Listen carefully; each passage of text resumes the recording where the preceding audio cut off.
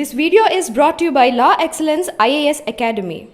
అప్పుడెప్పుడో గున్నమావి తోటలో అట్ల తద్ది ఊయలుగినట్టుగా ఇప్పుడెందుకో అర్ధరాత్రి వేళలో గుర్తుకొస్తోంది కొత్త కొత్తగా నిదురించిన యదనదిలో అలలగసిన అలజడిగా తీపి తీపి చేదుయిదా వేప పూలవుగాదిదా చిలకమ్మ చెప్పమ్మా.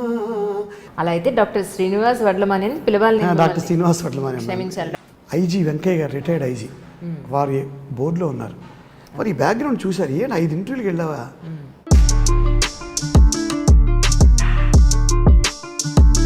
సో ఆ సంవత్సరం నాకు 17. బట్ వెళ్ళానండి అన్నయ్య గారు వారు, ఆయన రాసిన పాట అది నేర్చుకుంటూ ఆ పాట ఎంత దూరం వెళ్ళిందంటే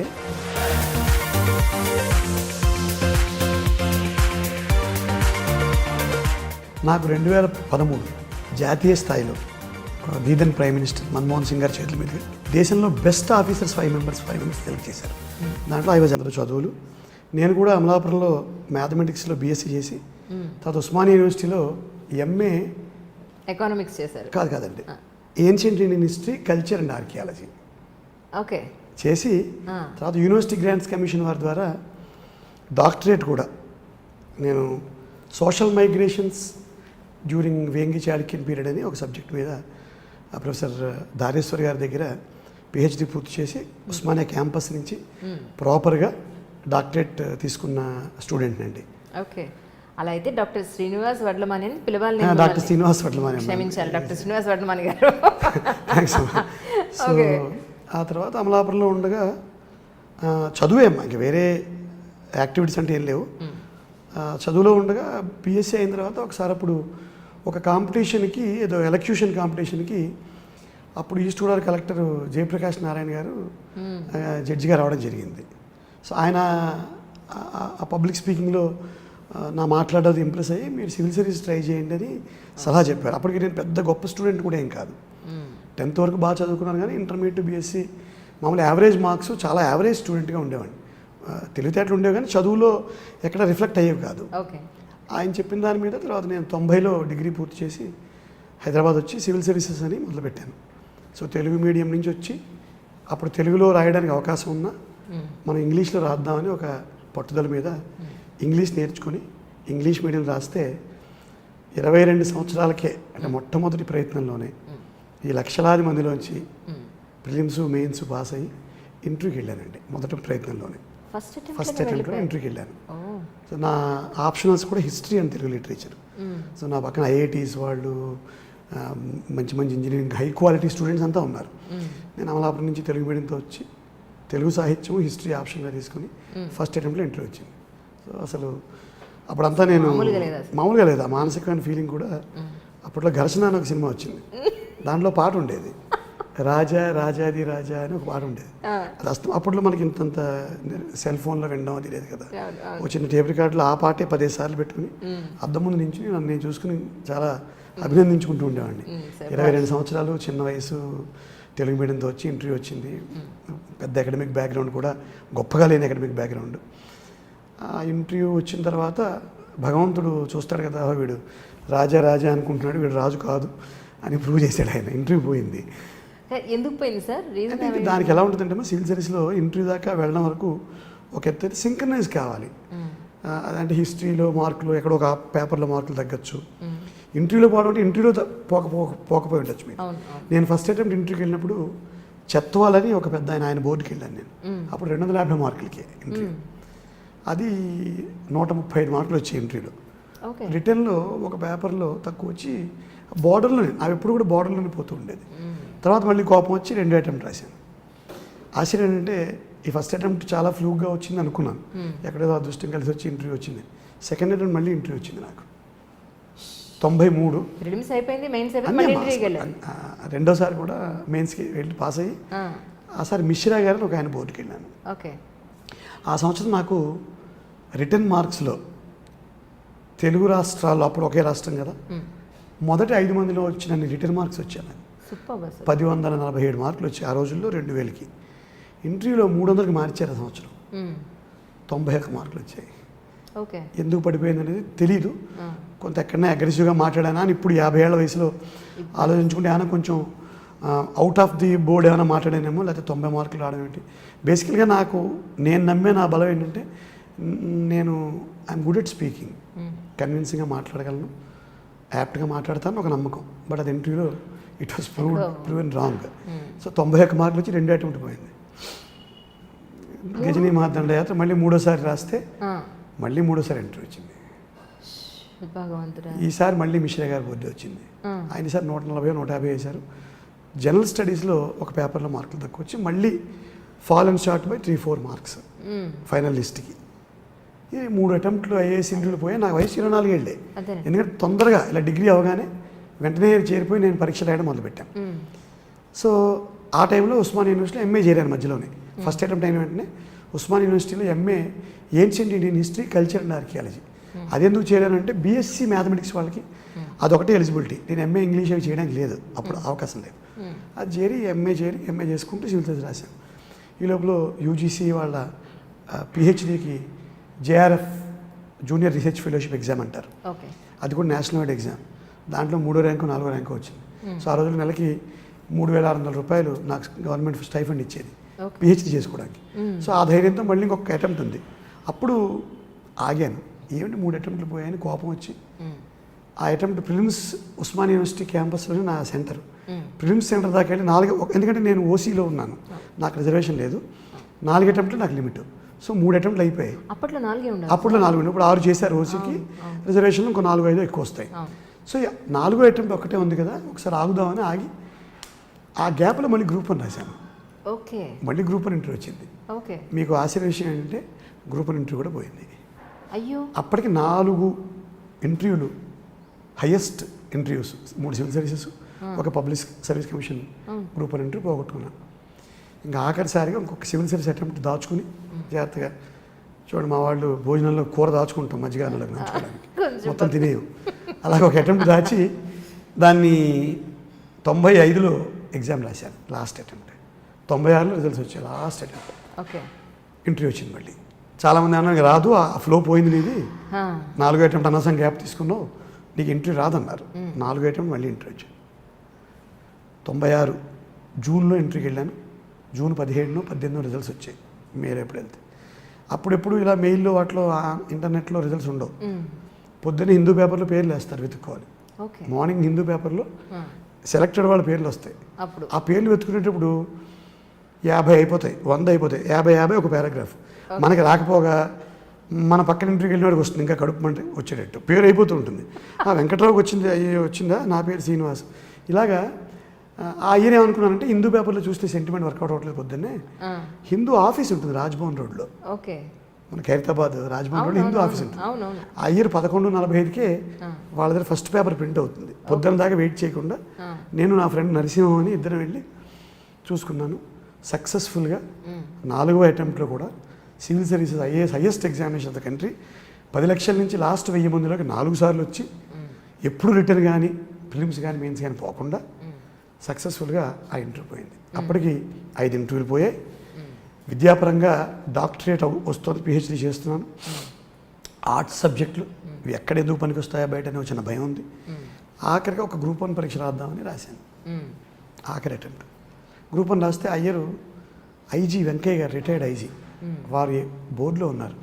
మరి ఈ బ్యాక్గ్రౌండ్ చూశారు, 5 ఇంటర్వ్యూలకు వెళ్ళావా, ఇది 6వ ఇంటర్వ్యూ అని, ఇంకేం చేసావన్నారు. ఇంకేం చేయలేదు సార్, ఇంకే పరీక్షలు రాయలేదు. నో, బ్యాంకులు, ఇన్కమ్ ట్యాక్స్, సెంట్రల్ ఎక్సైజ్ ఏమీ రాయలేదు సార్.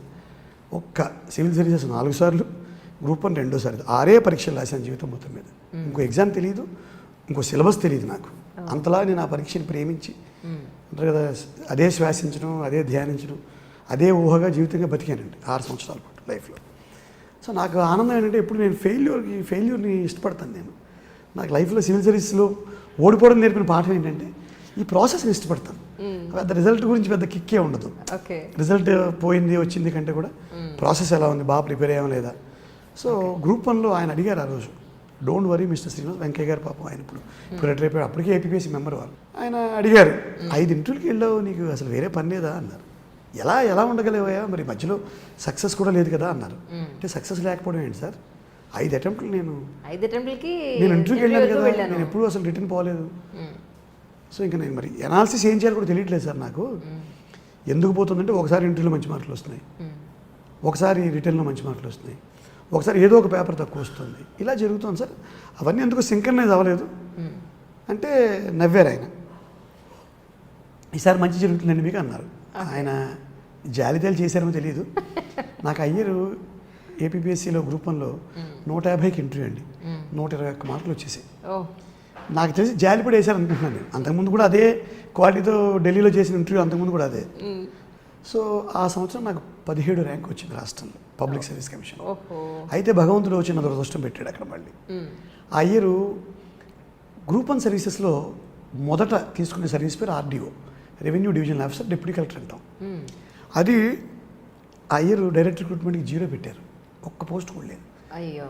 అందులో జాయిన్ అవుతే ఏంటంటే 10 ఏళ్లలో మీకు ఐఏఎస్ వచ్చేసి మీరు మళ్ళీ ఇక్కడ జాయింట్ కలెక్టర్గా వెళ్ళిపోతారు. ఓ 10 ఏళ్ళు నష్టపోతారు అంతే జీవితంలో. అవి లేవు. నెక్స్ట్ డిఎస్పీ ఉంది, నేను డిఎస్పీ పెట్టాను, నాకు డిఎస్పీ వచ్చింది. ఆఖరి నిమిషంలో పోలీస్ సర్వీస్ పట్ల పెద్దగా మక్కువ లేకపోవడం, ఎక్కడో చిన్న తప్పు నిర్ణయమో తెలియంతనమో ఆ డిఎస్పీని మళ్ళీ నేను తీసేసి డిస్ట్రిక్ట్ పంచాయతీ ఆఫీసర్ అని ఒక నాన్ రెవెన్యూ క్యాడర్లో ఓ డిప్యూటీ కలెక్టర్ హోదా పెట్టుకున్నాను. డిప్యూటీ కలెక్టర్ హోదావే కానీ నాన్ రెవెన్యూ సర్వీస్, ఐఏఎస్ రావడం లేట్ అవుతుంది. అక్కడ ఉద్యోగాలు ఏంటంటే 6 సంవత్సరాల నిరంతరమైన శ్రమ. నేను 6 ఏళ్లలో అతి కొన్ని సినిమాలు, చిరంజీవి గారు అంటే ఇష్టం, గరానామూడి సినిమా ఎక్కువసార్లు చూశాను. రేపు 92లో రేపు పొద్దున్న history exam, civil services mains exam రేపు మార్నింగ్. ఇవాళ ఆపద్బాంధవుడు సినిమా రిలీజ్ అయింది, శ్రీరమణ థియేటర్ ఉంటుంది.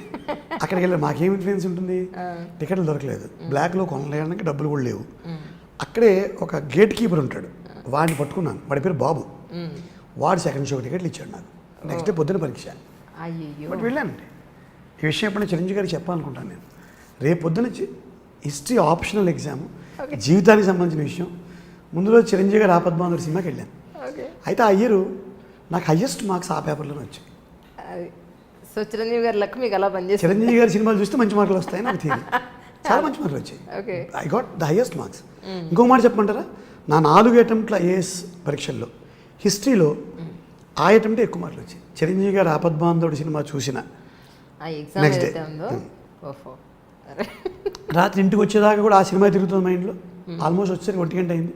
పొద్దున్నే 9కి 10కి పరీక్ష ఉంటుంది. ఆ ఊరా అమ్మకి చెల్ల ఆలకించి నమ్మడం వల్ల ఇంత వింత గాథల్లో ఆనందలీల అని సీతారామ శాస్త్రి గారు, మా అన్నయ్య గారు వారు, ఆయన రాసిన పాట. అది నేర్చుకుంటూ ఆ పాట ఎంత దూరం వెళ్ళిందంటే తర్వాత ఆ అటెంప్ట్ నాకు ఇంటర్వ్యూ వచ్చింది.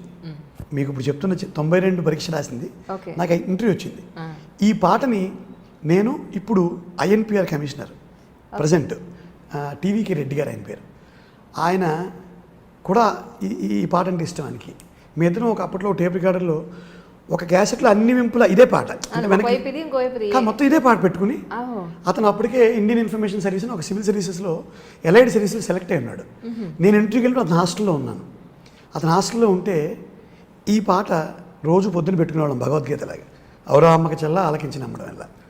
ఇది మొత్తం హిందీ వాళ్ళకి, అక్కడ ఉన్న ఆ సర్వీస్లో అన్ని భాషల వాళ్ళు ఉంటారు, ఒరియా వాళ్ళు, తమిళ వాళ్ళు, అందరికీ ఈ పాట ఎక్కేసింది. ప్రతివాడు ఇదే పాఠం చేయడం. ఔరా గానా క్యా గాओ, ఔరా అమ్మకి చెల్లా క్యా అనేవాడు ఒక ఆయన, ధీరేంద్ర ఓజా అని. మీరు పాడతారా? నేను పాడగలండి ఆ పాటలు, శాస్త్రి గారి పాటల వరకు పాడగలుగుతాను. మీరు కాఫీ తాగేసి ఒక్కసారి ఒక లైన్ పాడతాను. సో అట్లా సివిల్ సర్వీసెస్ జీవితమే సివిల్ సర్వీసెస్, ఇంకొకటి ఏం లేదు జీవితంలో. కుటుంబం, అన్నదమ్ములు ఏమి నాకేం లెక్కలేదు ఆ 6 సంవత్సరాలు. Civil services civil services civil services. కానీ హయ్యెస్ట్ పీక్ దాకా వెళ్ళి ఢిల్లీ వెళ్ళి వెనక్కి రావడం, ఢిల్లీ వెళ్ళి వెనక్కి, ఈ అనుభవంలో ఎక్కడో చిన్న బాధలున్నా నేను దాన్ని హ్యాండిల్ చేయగలిగాను.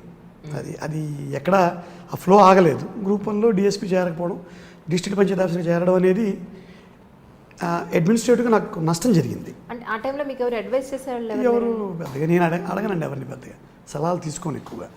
సో అది ఎక్కడో నాకు 4 ఇంటర్వ్యూకి వెళ్ళాలని ఒక చిన్న అభిజాత్యం ఉండేది. 4 సార్లు సివిల్ సర్వీస్ ఇంటర్వ్యూ, మెయిన్స్ పోకుండా, రిటర్న్ పోకుండా. మామూలు విషయం. ఒకసారి మా కలెక్టర్ గారు ఎప్పుడో చెప్తే మీకంటే నాకే యూపీఎస్సీతో అనుభవం ఎక్కువ సార్ అన్నాను. ఎందుకు అన్నాడు, ఆయనకి ఫస్ట్ అటెంప్ట్లో ఐఏఎస్ వచ్చింది. మీరు ఒకసారి వెళ్ళారు ఢిల్లీ, నేను 4 సార్లు వెళ్ళాను sir. So I'm more well versed with UPSC and it's formalities and it's procedures అని చెప్పాను. సో అట్లా అలా సినిమాలు చిరంజీవి గారి సినిమాల పట్ల అంటే అమలాపురంలో బాల్యంలో అన్ని సినిమాలు ఏంటి మాకు టూరింగ్ టాకీస్లు ఉండేవి మా ఊరు పక్కన అంబాజీపేట అని ఒక ఊరు. మొదట్లో ఎన్టీ రామారావు గారి సినిమాలు దానికి నేల టికెట్ కుర్చీ బెంచి ఇలాంటి పేర్లు ఉంటాయి ఇప్పుడు ఎవరికి తెలియదు. డీలక్స్ రూపాయిన్నర, కుర్చీ రూపాయి పావలా, బెంచి 75 పైసలు, నేల 50 పైసలు. ఎక్కడైనా కొంచెం చూడడమే. అన్ని సినిమాలు బాగా చూసేవాళ్ళం. ఇలా చూడడం. చిరంజీవి గారు ఎప్పుడైతే ఆయన యాక్టర్ అయిన తర్వాత ఆయన పికప్ అయిన తర్వాత ఇంకా వేరే యాక్టర్ వేరే సినిమా లేదు, ఇంకా ఆయన్నే పూర్తి స్థాయిలో ఆరాధన. మామలాపురంలో మరీ దారుణం అండి. చిరంజీవి గారి సినిమా రిలీజ్ అయితే ఏదో ఒకటి అల్లరి చేసి ఆ రోజు కాలేజ్ మూసేటట్టు చేసేవాళ్ళం. ఎందుకంటే అందరం పోవచ్చని మార్నింగ్ షోకి వెళ్ళిపోవాలి, అయితే పొద్దున్న ఒకటి కొట్టుకోవడం కావాలని చిన్న హడావిడి చేయడం. కాలేజ్కి ప్రిన్సిపాల్ కోపం వచ్చి ఆఫ్టర్నూన్ దాకా కాలేజ్ మూసేయంటారా అనేవాడు.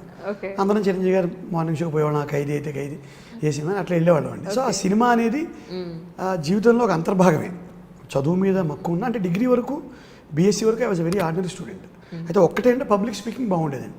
ఇప్పుడు కూడా ఇంటర్ కాలేజ్ కాంపిటీషన్స్కి వెళ్ళడం, డిబేట్స్లో బాగా మాట్లాడడం, సాహిత్యం చదువుకోవడం, ఈ అలవాటు ఉంది పూర్తిగా. సివిల్ సర్వీసెస్ పిచ్ ఎప్పుడైతే పట్టిందో ఇంక అప్పటి నుంచి జీవితంలో చదువు తప్పితే ఇంక అసలు ఏం లేదు, వేరే లైఫ్ ఏం లేదు. ఇదే జీవితం, ఈ చదువు ఈ పరీక్షలే జీవితం అని అలాగే ఆల్మోస్ట్ నేను ఒక 6 సంవత్సరాలు తపస్సు అనే చెప్పచ్చు. సరే ఫలితం అంటారా భగవంతుడు. సరే నేను డిస్ట్రిక్ట్ పంచాయతీ ఆఫీస్గా జాయిన్ అయినా నేను అద్భుతమైన ఉద్యోగాలు చేశానండి గ్రూప్ 1 సర్వీసెస్లో. నేను ఐఏఎస్ హోదాకు వచ్చేసాను.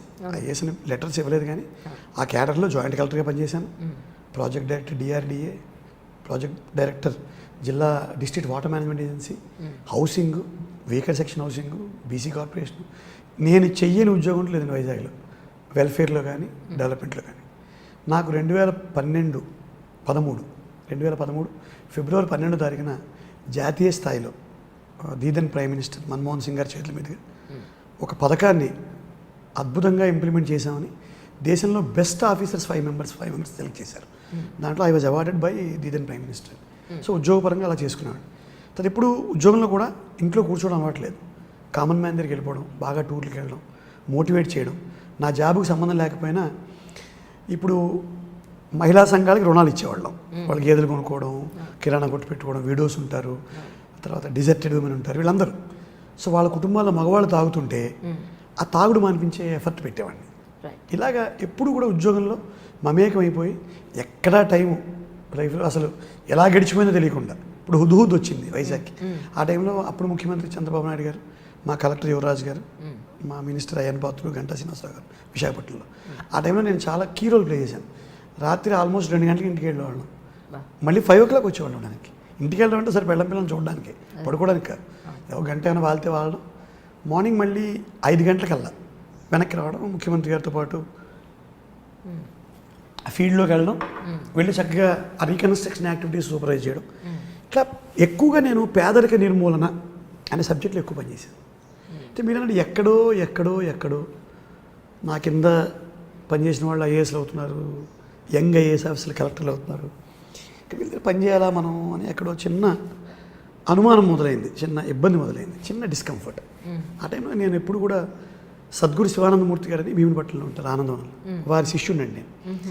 ఎందుకో తెలియదు, గురువుగారు 2015లో పిలిచి, శ్రీనివాస్ ఇంకా ఒక 4-5 సంవత్సరాల్లో నువ్వు ఉద్యోగం మానేయాల్సి వస్తుంది, నీ వల్ల ప్రభుత్వంలో నీకు ఏ ఉపయోగం ఉండదని చెప్పారు ఆయన. ఎందుకు చెప్పారో తెలియదు. అప్పుడు నా వైఫ్ కూడా పిలిచి చెప్పారు, నువ్వు అడ్డుపడద్దు, ఎందుకంటే జిల్లా ఆఫీసర్స్కి వైఫ్కి లైఫ్ బాగుంటుంది ఆఫీసర్ కంటే. బంగ్లాలు, క్వార్టర్స్, నౌకర్లు, శాఖ.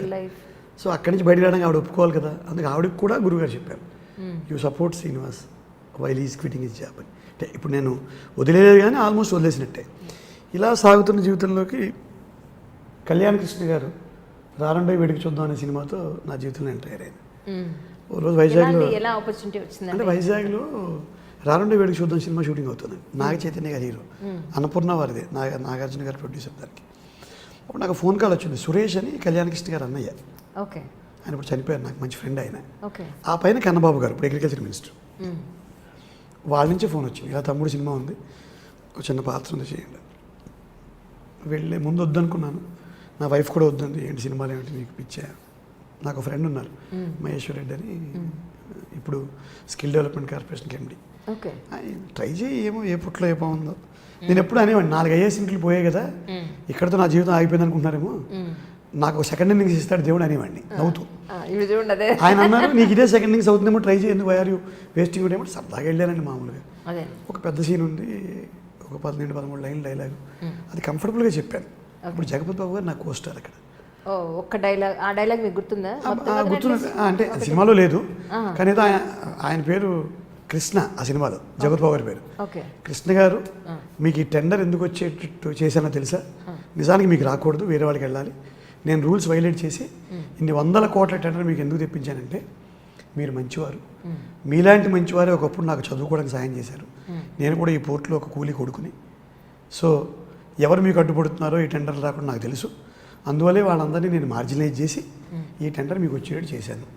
ఈ ప్రాసెస్లో ఎక్కడో చిన్న కళ్ళలో నీళ్లు కూడా తిరగాలన్నారు ఈ చెప్పేటప్పుడు. ఓకే. ఏ నలక పడిందో తెలియదు, కళ్ళలో నీళ్ళు కూడా తిరిగాయి. మీరు గ్లిజరిన్ లేకుండా నీళ్లు తిరిగాయి. డైలాగ్ బాగా చెప్పారు. సో కలెక్టర్ గారు మీరు పెట్టి సర్దుకోండి అన్నారు జగత్ బాబు గారు. ఓకే. జగత్ బాబు గారు. ఓకే. సరే, నేను చాలా ఇంటర్వ్యూ చెప్పాను, ఇది చెప్పాలి కూడా. అదే అదే sir. That was the turning point in my life. తర్వాత ఆయన రచయిత అని ఒక చిన్న సినిమాలో, ఆయన స్నేహితుడు సినిమాలో చిన్న వేషం కూడా ఇప్పించారు నాకు. ఓకే. ఫోన్ చేసి గుర్తుపెట్టుకుని. ఓకే. ఆ తర్వాత అసలు మార్పు మహానుభావుడు సినిమా షూటింగ్ అవుతుంది. మారుతి గారి పని మీద వైజాగ్ వచ్చారు. వైజాగ్ వచ్చి ఆయన నాకు పరిచయం అయ్యారు. పరిచయం గడ్డం పెంచుకోండి మీరు, బాగా మీకు మంచి వెళ్ళ వేషం ఇస్తున్నారు. అసలు నాలో మీకు వెళ్ళిన ఎక్కడ కనిపించారండి, సోవర్గా ఉంటాను కదా, మీకు అది కూడా దారుణమైన వెళ్ళండి. మైనర్ బాబు చొక్కాయలు వెనక్కి వేసుకుని, ఒళ్ళంతా గొలుసులు, పెద్ద గడ్డం, ఓ రింగు, సోహన్ బాబు గారిలాగా, ఇదంతా పౌడర్ వేయడం షార్ట్లో గ్యాప్లో. ఇది పొలాచిలో అయింది షూటింగ్. అవి కూడా పెద్ద పెద్ద డైలాగులు అండి, ఓ 10-15 లైన్లు లేదు. నేను కంఫర్టబుల్గా చెప్పగలిగాను. సో అప్పుడు సార్ అన్నారు, మారుతి గారు, మీరు చాలా దూరం వెళ్తారండి, డోంట్ లీవ్ దిస్ ప్రొఫెషన్ అని అన్నారు. సో అప్పుడు గవర్నమెంట్ నుంచి ఇబ్బందులు ఏం కాదు, కానీ ఈ సినిమాలు అది ఎందుకు అన్నట్టుగా ఒక ఎక్స్ప్లెనేషన్ లాంటిది వచ్చింది నాకు. So I gave up acting. ఆ తర్వాత మహానుభావుడు యాక్చువల్గా మంచి పేరు తెచ్చింది నాకు, పెద్ద రోలు, చాలా గుర్తింపు వచ్చింది పాత్ర. మీరు క్లిప్పింగ్స్ పంపించాక చూసాను నేను, అప్పుడు గుర్తొచ్చింది, హో మీరే. నేనే అలా చాలా విచిత్రంగా ఉంటుంది క్యారెక్టరైజేషన్. తర్వాత చాలా గ్యాప్ వచ్చేసింది. మళ్ళీ కళ్యాణకృష్ణ గారు నేల టికెట్ అని ఒక సినిమా తీస్తారు. నేను అన్నాను, బాబు మళ్ళీ ఏదో గవర్నమెంట్ నుంచి ఇబ్బందులు వస్తాయి కళ్యాణ్ అంటే, లేదండి వైజాగ్లోనే షూటింగ్. ఒక 3 రోజుల క్యారెక్టర్, అది చేపల బాబాయ్ రవితేజ్ గారికి. ఓకే. అసలు ఏం బాబాయ్ రమ్మన్నాం అంటాడు రవితేజ్ గారు. రమ్మన్నాను రా, ఒకడు ఈ హార్బర్లో ఒకడు మన పరువు తీసేసినాడు అని, వైజాగ్ యాక్సిడెంట్, ఆడి పరువు గంగలో కలిపెత్తే కానీ నా పగ సల్లారదని అదో డైలాగ్ చెప్పించాడు. మొహంతా నల్లరంగా వేసారు, మెడలో ఒక ఇది. మీకు ఆశ్చర్యకరమైన విషయం చెప్తాను, ఆ క్యాస్ట్ గురించి మాట్లాడాలి కాదు, కానీ నేను non vegetarian, I'm pure vegetarian. Okay. ఆయన ఏం చేశారు, కళ్యాణకృష్ణ గారు సరదాగా అక్కడ చేపల బాబాయ్ విడిపోయారు, వైజాగ్ ఫిషింగ్ హార్బర్లో తీశారు. ఇదంతా మామూలుగా ఎర్ర రంగు రాయొచ్చు, కానీ అక్కడ ఉన్న లైవ్ ఫిష్ని కట్ చేసి ఆ బ్లడ్ నాకు రాశారు. పర్లేదా సార్ అన్నారు భయ్య. కానివ్వండి సార్, ఇంకా when you are in Rome you should be Roman. నేను నోన్ ఎలా అంటాను సార్, కానీ చేయండి, ఆయన ఒళ్ళంతా నాకు చేప రక్తం కూడా రాశారు. అప్పుడు రవితేజ్ గారితో సీన్ కొన్ని గుర్తుంటాయండి. ఆ రోజు మధ్యాహ్నం 1 గంట అయిపోతుంది, అది తొందరగా అయిపోతే ఈ సీన్ బాగుండని ఉంది అందరికీ. నేనేమో కొత్తవాడిని, అవతల ఎవరు రవితేజ్ గారు, ఆలీ గారు, మన కమెడియన్ ప్రవీణ్, మధు అని ఇంకొక యాక్టర్, మణికిరణ్ అని ఒక యాక్టర్. నేను ఒక్కడనే అక్కడ నోవేసి 3వ సినిమా నాది. అది పెద్ద సీన్ నాకు రవితేజ్ గారితో. వైజాగ్ అవ్వడం, నా స్థానబలం, నా ప్రభుత్వ వాహనంలో వెళ్ళడం, నా బిళ్ళబంటి రూతులు, నా పిఏలు వెనకాల ఉండడం, ఏ ధైర్యం కాపాడిందో తెలియదు, కానీ చాలా ఎఫర్ట్లెస్గా చేయగలిగాను. చాలా ఎఫర్ట్లెస్గా, చాలా విచిత్రంగా ఉంటుంది సీన్ చూస్తే. అసలు మీరు నన్ను గుర్తుపట్టరు అందులో. ఈ గళ్ళ బనీను, అక్కడ రక్తం, మెడలో ఒక సెల్ ఫోను, ఒక నిక్కరండి. అసలు మా స్టాఫ్ ఎంత బాధపడ్డారు అక్కడ షూటింగ్ వచ్చినాడు. ఏంటి సార్ ఈ కష్టాలు మీకు, నేను చూడలేకపోతున్నాను సార్. ఒరే మీరు చూడలేకపోవడమే నేను మంచి యాక్టర్ అవ్వడం, మళ్ళీ నన్ను కలెక్టర్ గానో, జాయింట్ కలెక్టర్ గానో, ఇంకో పీడీ గానో పెట్టాలంటే ఏమో ఒక ఇన్నోవా మంచి టై పెట్టేస్తే అయిపోతుందిరా, అది కాదు, ఇదే కరెక్ట్ అని. సో అట్లా ఇది అయిన తర్వాత ఒకరోజు ఇప్పుడు చెప్పాను మీకు, INPR కమిషనర్ గారు టీవీకి రెడ్డి గారు, ఆయన ఆంధ్రప్రదేశ్లో 7 సంవత్సరాలు సెన్సార్ ఆఫీసర్గా పనిచేశారు. ఆయన 7 సంవత్సరాలండి, లాంగెస్ట్ సర్వింగ్ సెన్సార్ ఆఫీసర్ ఆయన. అప్పటికి ఆయన టర్మ్ అయిపోయి ఎందుకు పని మీద వైజాగ్ వచ్చారు నా దగ్గరికి, నాకు క్లోజ్ ఫ్రెండ్ అది. నేను అడిగిన, ఏమయ్యా నీకు ఎవరన్నా సినిమా వాళ్ళు ఫ్రెండ్స్ ఉన్నారంటే, అరవింద్ గారు తెలిసినాక అన్నాడు. ఫోన్ చేయకూడదా అన్న, తర్వాత ఇప్పుడు చేయాలి, ఇప్పుడు చేయాలి. చేశారు. అదృష్టమైన అరవింద్ గారు ఫోన్ ఎత్తారు. ఓకే. నేను చెప్పాడు ఇలా నా ఫ్రెండ్ శ్రీనివాస్ అండి ఒక జాయింట్ కలెక్టర్ క్యాడర్లో పనిచేస్తున్నారు, ఓకే. ఆయనకి ఆయన సినిమాలు ఒక 4-5 చేశారు, మన దాంట్లో ఆయన వేషం ఇప్పించానంటే అయితే వైజాగ్ హైదరాబాద్ రమ్మని కబుర్ చేశారు. వెళ్ళాను. అరవింద్ సారు నన్ను డైరెక్టర్ దగ్గర పంపించారు. డైరెక్టర్ అంటే పరశురామ్ గారు, మన గీతగొంద అవుతుంది అప్పుడు షూటింగ్. Okay okay. పిలిచి ఆయన దగ్గర నుంచి అప్పుడు ఈ గడ్డం అది ఉంది మారుతి గారి విలన్ ఎఫెక్ట్, ముందు గడ్డం తీసేయండి సార్ అన్నాడు. క్లీన్ షేవ్ చేసుకుని బుద్ధిగా వెళ్ళాను. ఇంకా ఆ మీసాలు తీసేయండి అన్న, తగ్గించండి, మిమ్మల్ని హీరోయిన్ ఫాదర్గా పెడతాను, ఇస్తే మంచిది ఇస్తాను అన్నారు ఆయన. అది లైఫ్లో టర్నింగ్ పాయింట్. అరవింద్ గారితో ఒక డైలాగ్ పంపించారు నాకు, అది విజయ్ దేవరకొండ ఆ బస్సులో దిగిపోయి వస్తే రష్మిక గారు గుర్తుపడతారు. అప్పుడు సుబ్బరాజు గారును ఇంకొక రవిప్రకాష్ అనుమానిస్తుంటారు ఆయన. ఈయన లేచి ఏం పిచ్చారా మీకు ఏమన్నా అంటే అప్పుడు మా నాగబాబు ఏం జరిగింది బావగారు అంటాడు ఆయన. ఏం లేదు సార్ బావగారు, రాత్రి పాప బస్సులో వస్తుంటే ఎవరో పోకిరి అదో ఏడిపించారట, అది మీ వాళ్ళేమో అని మా పిల్లలు డౌట్ పడుతున్నారు ఒక డైలాగ్. అదే నాకు ఫస్ట్ పంపించారు ఆడిషన్ కూడా. అది చేసి పంపిస్తే అరవింద్ సార్ ఓకే చేశారు. గీతగోవిందంలో అమ్మాయి ఫాదర్ అయ్యాను. ఇంకా అక్కడి నుంచి పెద్దగా వెనక్కి తిరిగి చూసుకోలేదు. అంటే గొప్ప పాత్రలే వచ్చేవి కదా, కొత్త ఫీల్డ్ ఇది, మనకు ఒక ప్లాట్ఫామ్ పడ్డమే చాలా యోగం ఉండాలి. మధ్యలో నేను ఉద్యోగం చేస్తూనే ఇవన్నీ చేశాను. ప్రభుత్వం నుంచి పర్మిషన్ తీసుకోవడం. ఇప్పుడు ఇంకో పేరు చెప్పుకోవాలండి, మా వైజాగ్ కలెక్టర్ ప్రవీణ్ కుమార్ గారు, ఇప్పుడు ఆయన టూరిజంకి హెడ్, స్టేట్ టూరిజం హెడ్. ఆయన 2 సంవత్సరాల పాటు నాకు ఎప్పుడు వెళ్ళాలన్నా నాకు లీవ్ ఇవ్వడం, నా ప్రపోజల్ గవర్నమెంట్కి పంపించడం, నాకు పర్మిషన్ తెప్పించడం చేసేవారు ఆయన. సో ఆయన కనుక లేకపోతే, ఆయన ఒప్పుకోపోయి ఉంటే ఇన్నేసి రోజులు నేను సినిమా చేయలేకపోయాను. ఈ లోపల మళ్ళీ మారుతి గారి నుంచి కబురు వచ్చి ఆయన సేల్జారెడ్డి సినిమా ఇచ్చారు. ఒకరోజు పార్క్ హోటల్లో వైజాగ్లో జిమ్లో పరిగెడుతుంటే పక్కన అనిల్ రావుపూడి గారు పరిగెడుతున్నారు. సరే మన దాంట్లో బాగా పరిచయం చేసుకున్నాం. ఇలా నేను సో అండి జాయింట్ కలెక్టర్ 2 వైజాగ్. అన్నగారు రండి మాట్లాడదామని ఆయన F2లో వేషం ఇచ్చారు. అవును అవును F2లో నేను మ్యారేజ్ బ్యూరో తర్వాత స్టార్టింగ్ వెంకటేష్ గారి వాళ్ళకి ఇవాళ చాలా ఏళ్ళ నుంచి అసలు చాలా ఏళ్ళుగా పెళ్లి కానీ వెంకీకి చాలా మ్యారేజ్ బ్యూరోలు వాళ్ళు పెళ్లి సెట్ చేయలేకపోతున్న హారికకి ఇవాళ మనం పెళ్లి సెట్ చేయబోతున్నాం అని అట్టట్టున్న అమ్మాయిలకి ఇట్ట పెళ్ళి అవుతున్నాయి సార్, ఈ అమ్మాయికి ఏమి తక్కువ అంటారు, అన్నీ ఎక్కువే అంటారు. ఇట్లా ఆయన ఒక కామెడీ యాంగిల్లో అనిల్ రావుపూడి గారు, దిల్ రాజు గారు, అప్పటి నుంచి దిల్ రాజు గారితో నా స్నేహం కంటిన్యూ అవుతుందమ్మా. అరవింద్ గారు, దిల్ రాజు గారు ఇంచుమించుగా ప్రతి సినిమాలో ఆశిస్తున్నారు. అలాగే మైత్రి మూవీస్ నవీన్ గారు నాకు ఆయన డియర్ కామెడీ ఇచ్చారు, మొన్న ఉప్పెని ఇచ్చారు. ఈ పుష్పాలు కూడా ఆల్మోస్ట్ కన్సిడరేషన్లో ఉంది సుకుమార్ గారి సినిమాలో. సో ఇట్లా అనిల్ రావుపూడి గారు మళ్ళీ సర్లేరు నీకు ఎవరు సినిమా ఇచ్చారు. ఇలా మారుతి గారు పిలిచి చిన్నబాబు గారు మన హాసిని హారిక సితారా ఎంటర్టైన్మెంట్స్ వాళ్ళు పిలిచి ఆ సేల్జారెడ్డి అల్లుళ్ళు వేషం ఇచ్చారు. వేషం ఇచ్చి నాకు ఒక రెమ్యునరేషన్ ఫిక్స్ చేసి, ఒక గౌరవప్రదమైన రెమ్యునరేషన్ ఫిక్స్ చేసి నన్ను ఫుల్ ఫ్లెడ్జ్డ్ ఆర్టిస్ట్గా నాకు కూడా ఒక చెక్ ఇవ్వడం, ఒక విమానం టికెట్ పెట్టడం లాంటివి. అంతకుముందు ఉద్యోగం హోదా నేను వచ్చి చేసుకుని వెళ్ళిపోతుంటాను. అది మొదలైంది. ఒక ఆర్టిస్ట్గా సేల్జారెడ్డి అల్లుడితోటి నాకు మొదటి రెమ్యునరేషన్ ఒక రకంగా ఇచ్చింది మారుతి గారే.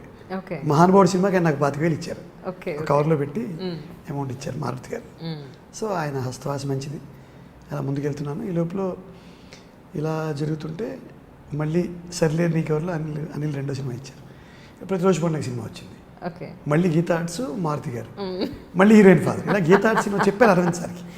సార్ అంతకుముందు వైజాగ్ నా విజిటింగ్ కార్డు మీద doctor Srinivas ex joint collector Vizag and heroine father Geetha Arts అని పెట్టుకుంటాను, మీరు గీత గోవిందంలో ఇచ్చారు, మళ్ళీ దీంట్లో ఇచ్చారు.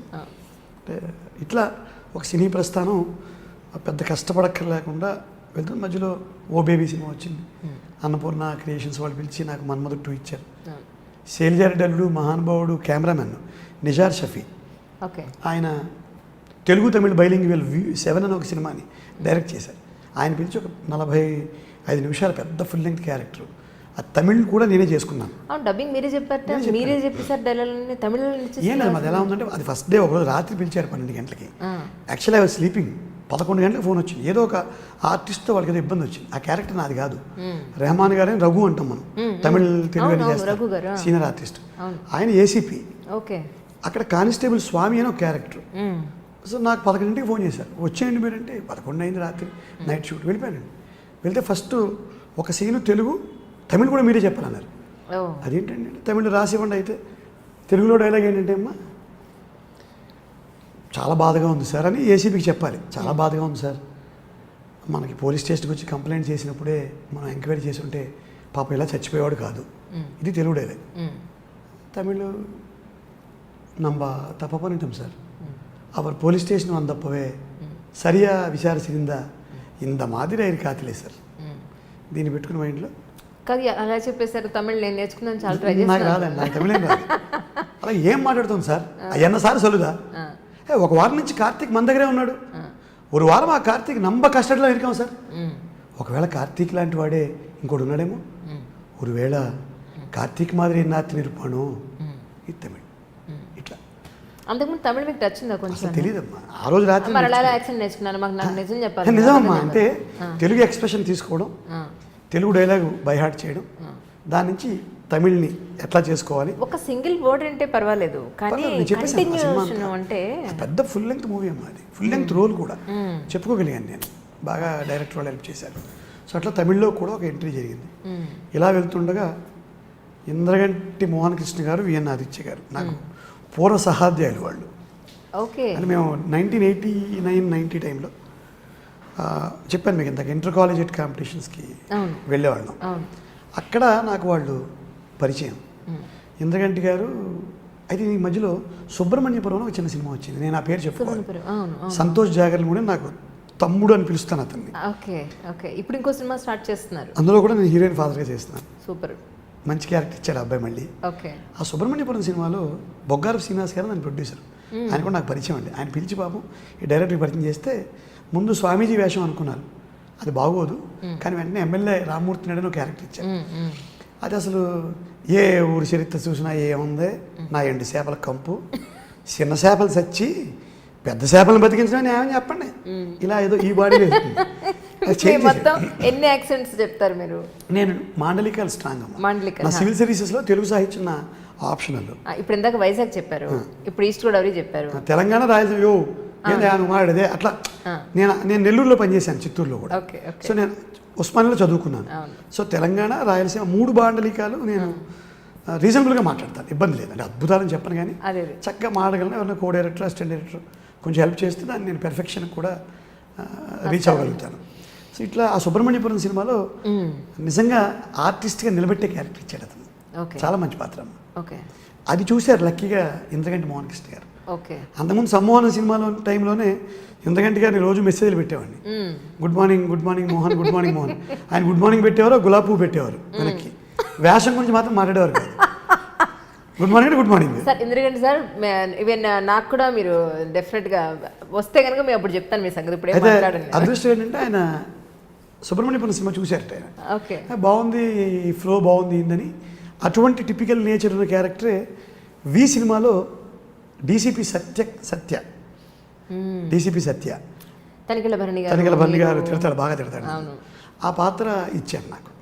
చాలా ఫుల్ లెంగ్త్ రోల్ సస్టైన్ చేయగలిగిన పాత్ర అది ఇంద్రగంటి గారు ఇచ్చారు. ఈలో విఎన్ ఆదిత్య గారు నాకు మరీ సోదరుడు. ఆయన చిన్న సినిమా ఒకటి తీశారు, మంచి సినిమా, వాళ్ళిద్దరి మధ్య అని.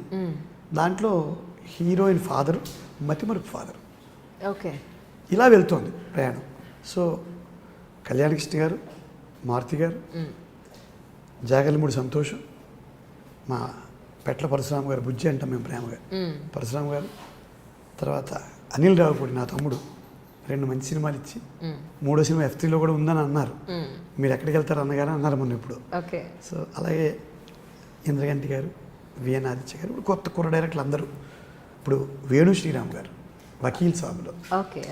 అది మొన్న ఎవరు అన్నారు, 2 సంవత్సరాల్లోనే మీరు పవన్ కళ్యాణ్ గారితో స్క్రీన్ షేర్ చేసుకుని స్టేజ్కి వెళ్ళిపోయారు పవర్ స్టార్ గారితో. సో అది అదృష్టమేనమ్మా. ఆయనతోనే నా సీన్ కూడా, వారితో స్క్రీన్ షేర్ చేసుకున్నాను, మంచిగా ఇంటరాక్ట్ అయ్యాను ఆ సమయాన్ని. వారు కూడా అప్పుడు పాలిటిక్స్లో ఉన్నారు, నేను పబ్లిక్ సర్వీస్ నుంచి వచ్చాను కాబట్టి ఆ కామన్ గ్రౌండ్స్ ఉన్నాయి మాట్లాడుకోవడానికి. సో ఒక అద్భుతమైన ఇంటరాక్షన్ ఆయనతో ఆ 3 రోజుల షూటింగ్ జరిగింది. ఏం మాట్లాడుకున్నారు? రాజకీయాలు అన్నీ ఉంటాయి కదా, అసలు ఎట్లా ఆయన how he dwelt is failure, ఆయన సక్సెస్ అంటే ఏమనుకుంటున్నారు, రాజకీయాలు ఆయన విజన్ ఏంటి, చాలా గొప్ప విషయాలు చెప్పారు. మనిషికి సంకల్పం ముఖ్యమని నమ్ముతారు పవన్ కళ్యాణ్ గారు. మీరు ఏ ఫీల్డ్ అయినా సరే నాకు బాగా నచ్చింది. నేను కూడా ఆ స్కూల్ ఆఫ్ థాట్లోంచి వచ్చిన వాడిని. బీఎస్సీ తెలుగు మీడియం చదువుకుని 4 ఇంటికి వెళ్ళి కింద మీద అయిపోకుండా ఎటువంటి వ్యసనాలకి గురైపోకుండా చక్కగా ఇప్పుడు ఎందుకంటే చిన్న చిన్న విషయాలకే పెట్టారిపోతున్నారు పిల్లలు. ఒక కాస్ట్లీయెస్ట్ లాస్ అది నాది.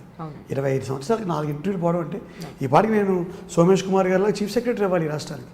ఇప్పుడు నేను తండ్రి పాత్రలు వెతుక్కుంటున్నాను ఏదో కూర్చొని, బాబు ఏమైనా పాత్ర ఉందా, నాకు ఏమైనా తండ్రి పాత్ర ఇస్తారా అంటే I'm enjoying this phase. It's different ball game. అట్లా ఒక సంకల్పం అనేది గొప్ప విషయం. ఆయన నుంచి నేను పవన్ కళ్యాణ్ గారి నుంచి నేను నేర్చుకున్నాను ఆ 3 రోజుల కాలంలో. సో మహేష్ బాబు గారితో హ్యూమిలిటీ. నేను సర్లేరు నీకు ఎవరిలో ఆల్మోస్ట్ ఆయనతో 12 రోజులు పనిచేశాను. మా ఇద్దరికి డైలాగులు ఉండవు కానీ సీన్లో ఉంటాను. నాకు ఆయన అబ్జర్వ్ చేయడానికి అవకాశం వచ్చింది. ఎంత పెర్ఫెక్షన్ కోసం ట్రై చేస్తారు. డైరెక్టర్ గారు ఓకే చెప్పిన తర్వాత కూడా అప్పుడు ఆయన మళ్ళీ ఇంకోసారి చేద్దామండి అంటారు ఆయన పెర్ఫెక్షన్ కోసం. ఇంత స్థాయి ఉన్న మనుషులు ఎంత తపన పడుతున్నారు అనేది మీరు సినిమా ఫీల్డ్లో దగ్గర నుంచి చూడొచ్చు. నేను ఉద్యోగంలో కూడా చూశాను.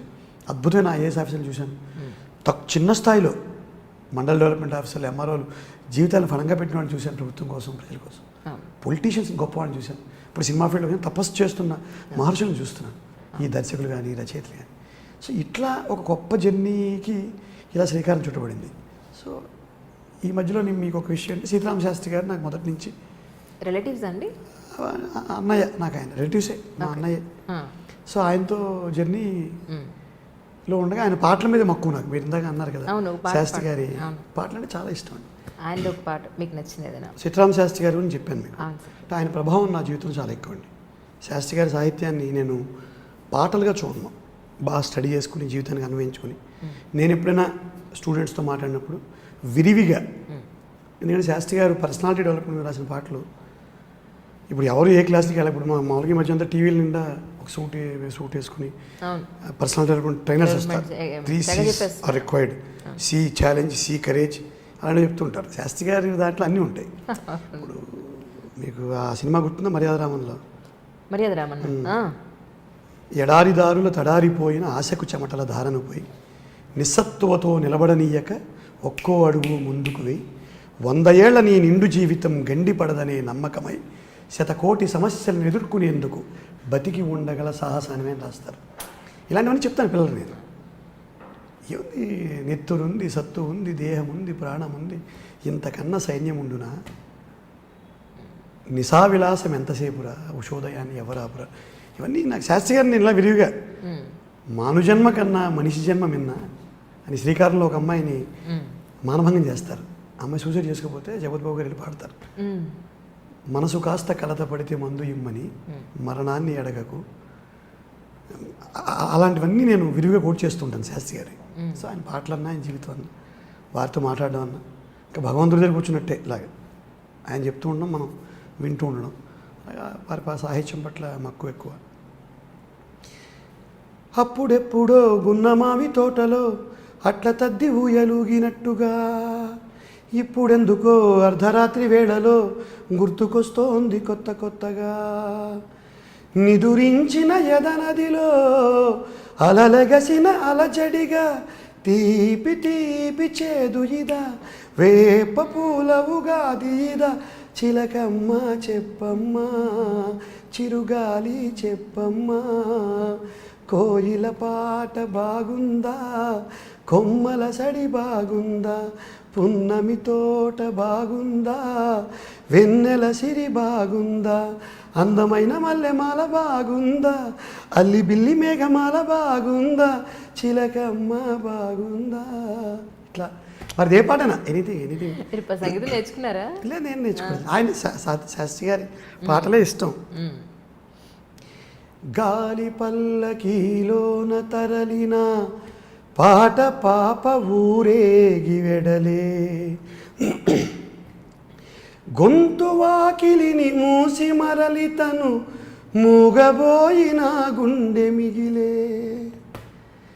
నా హృదయమే నాలోగిలి నా హృదయమే నా పాటకి తల్లి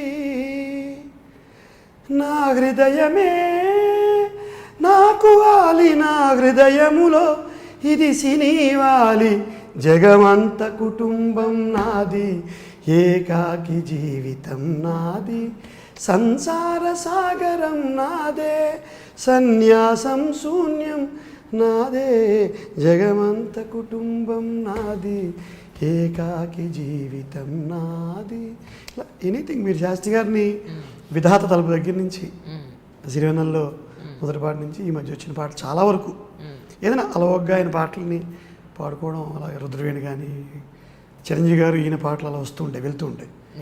అలా అలా స్వర్ణకమలం విశ్వనాథ్ గారి సినిమాల పాటలు ఏదైనా ఎనీథింగ్. ఇలా నేను సాహిత్యం మీద మక్కువండి. మీరు ఆయన అడిగేవారు ఎప్పుడైనా సరదాగా వైజాగ్ వచ్చినప్పుడు ఏదైనా పాట ఆయన చరణాలు నేను గుర్తు చేస్తే ఆయనకి ఇష్టం. అతో బండ్లు వెళ్తుంటే జాలిగా జాబిలమ్మ చరణం ఏమిట్రా సీను అంటారు ఆయన. అంటే ఏదో మనం ఆ సున్ని పిండిని నలచి చిన్నారిగా మలచి సంతసాన మునిగింది సంతులేని పార్వతి, సుతుడన్న మతి మరచి సూలాన మెడ విరిచి పెద్దరికం చూపే చిచ్చు కంటి పెనిమిటి, ప్రాణసతినంటుందా బిడ్డగతి కంటుందా, ఆ రెండు కళ్ళల్లో అది కన్నీటి చితి, కాలకూటం కన్నా ఘాటైన గరళమిది, గొంతు నులిమే గురుతై వెంటనే ఉంటుంది జాలిగా జాబిలమ్మ. ఇలా నాకు సాహిత్యం ఇష్టం అండి, అంతే, అంతకంటే ఇంకా ఎనీ సాంగ్ ఆ ట్యూన్ కంటే కూడా లిరిక్ మీద ఫోకస్ పెట్టుకుంటాం. ఇట్లా ఆయన జీవితానికి ఒక ప్రధానమైన పిల్లర్. భయం వేసిన ఆందోళన వచ్చిన ఆయన ఆత్మవిశ్వాసంతో ఉండి ఆయన ఫోటో ఒకటి గుర్తెచ్చుకుంటే నాకు అందరూ చిన్నవాళ్ళ అంటారు వెంటనే, పర్లేదు మనం ఎదిరించవచ్చు ఈ పరిస్థితిని అనే ఒక ధైర్యం. ఆయన సద్గురు శివానందమూర్తి గారు మా గురువు గారు. ఇది జీవితంలో అత్యంత ప్రభావితం చేసిన ఒక స్పిరిచువల్ గురువు, ఒక గురువు అండి ఈయన, లౌకికమైన గురువు. ఇట్లా సార్, రామజోగయ్య శాస్త్రి గారితో మీకు పరిచయం ఎలాగా? యాక్చువల్లీ రామజోగయ్య శాస్త్రి గారు నేను ఇప్పుడు మంచి ఫ్రెండ్స్ అమ్మ, అన్నదమ్ములు. అన్నయ్యని పిలుస్తాడు, నేను తమ్ముడని పిలుచుకుంటాను. 1990లో ఆయన ఆర్ఈసీ వరంగల్లో ఉండేవాడు ఆయన. ఓహో. అప్పుడు ఆయన మేము స్ప్రింగ్ స్ప్రీ అని ఒక కల్చరల్ ఫెస్టివల్ జరుగుతూ ఉండేది. నేను అమలాపురం నుంచి ఎస్కేబిఆర్ కాలేజ్ తరఫున ఆ కాంపిటీషన్స్కి వెళ్ళినప్పటి నుంచి పరిచయం. మీకు ఇందాక చెప్పాను కదా, శాస్త్రి రామజోగయ్య శాస్త్రి గారు, విఎన్ ఆదిత్య గారు, ఇంద్రగంటి గారు కూడా కల్చరల్ కాంపిటీషన్స్ టైం నుంచే నాకు పరిచయం అండి. ఇప్పుడు సినిమా రంగంలోకి వచ్చిన తర్వాత మీ ఇద్దరు ఇంకా రోజు ఫోన్ మాట్లాడే వ్యక్తుల్లో రామజోగయ్య శాస్త్రి గారు ఒకళ్ళు. ఆయన పాటలు బాగా ఫాలో అవుతాను. ఇక శుభప్రదంలో తలపైన కన్నున్న ముక్కంటి తానేగా శివమూర్తి శిఖిపించమౌని అని శివకేశవాభేదం మీద పాట రాస్తారు. ఆయన సాహిత్యాభిమాని, ఆయనకి నాకు తమ్ముడు. నాకు ప్రతినిత్యం నాకు ఫోన్ చేసి క్యారెక్టర్ నుంచి మాట్లాడడం అట్లా. ఆయన సోదరుడు, నేను ఆయనకి అభిమాని, ఆయన రచయితగా 90 నుంచి కూడా ఆయన నాకు తెలిసిన మనిషి. ఆయన గురించి ఒక మాటలో చెప్పాలంటే ఏం చెప్తారు? అద్భుతమైన రచయిత, మంచి హ్యూమన్ బీయింగ్, అండ్ నాకు చాలా మంచి తమ్ముడు.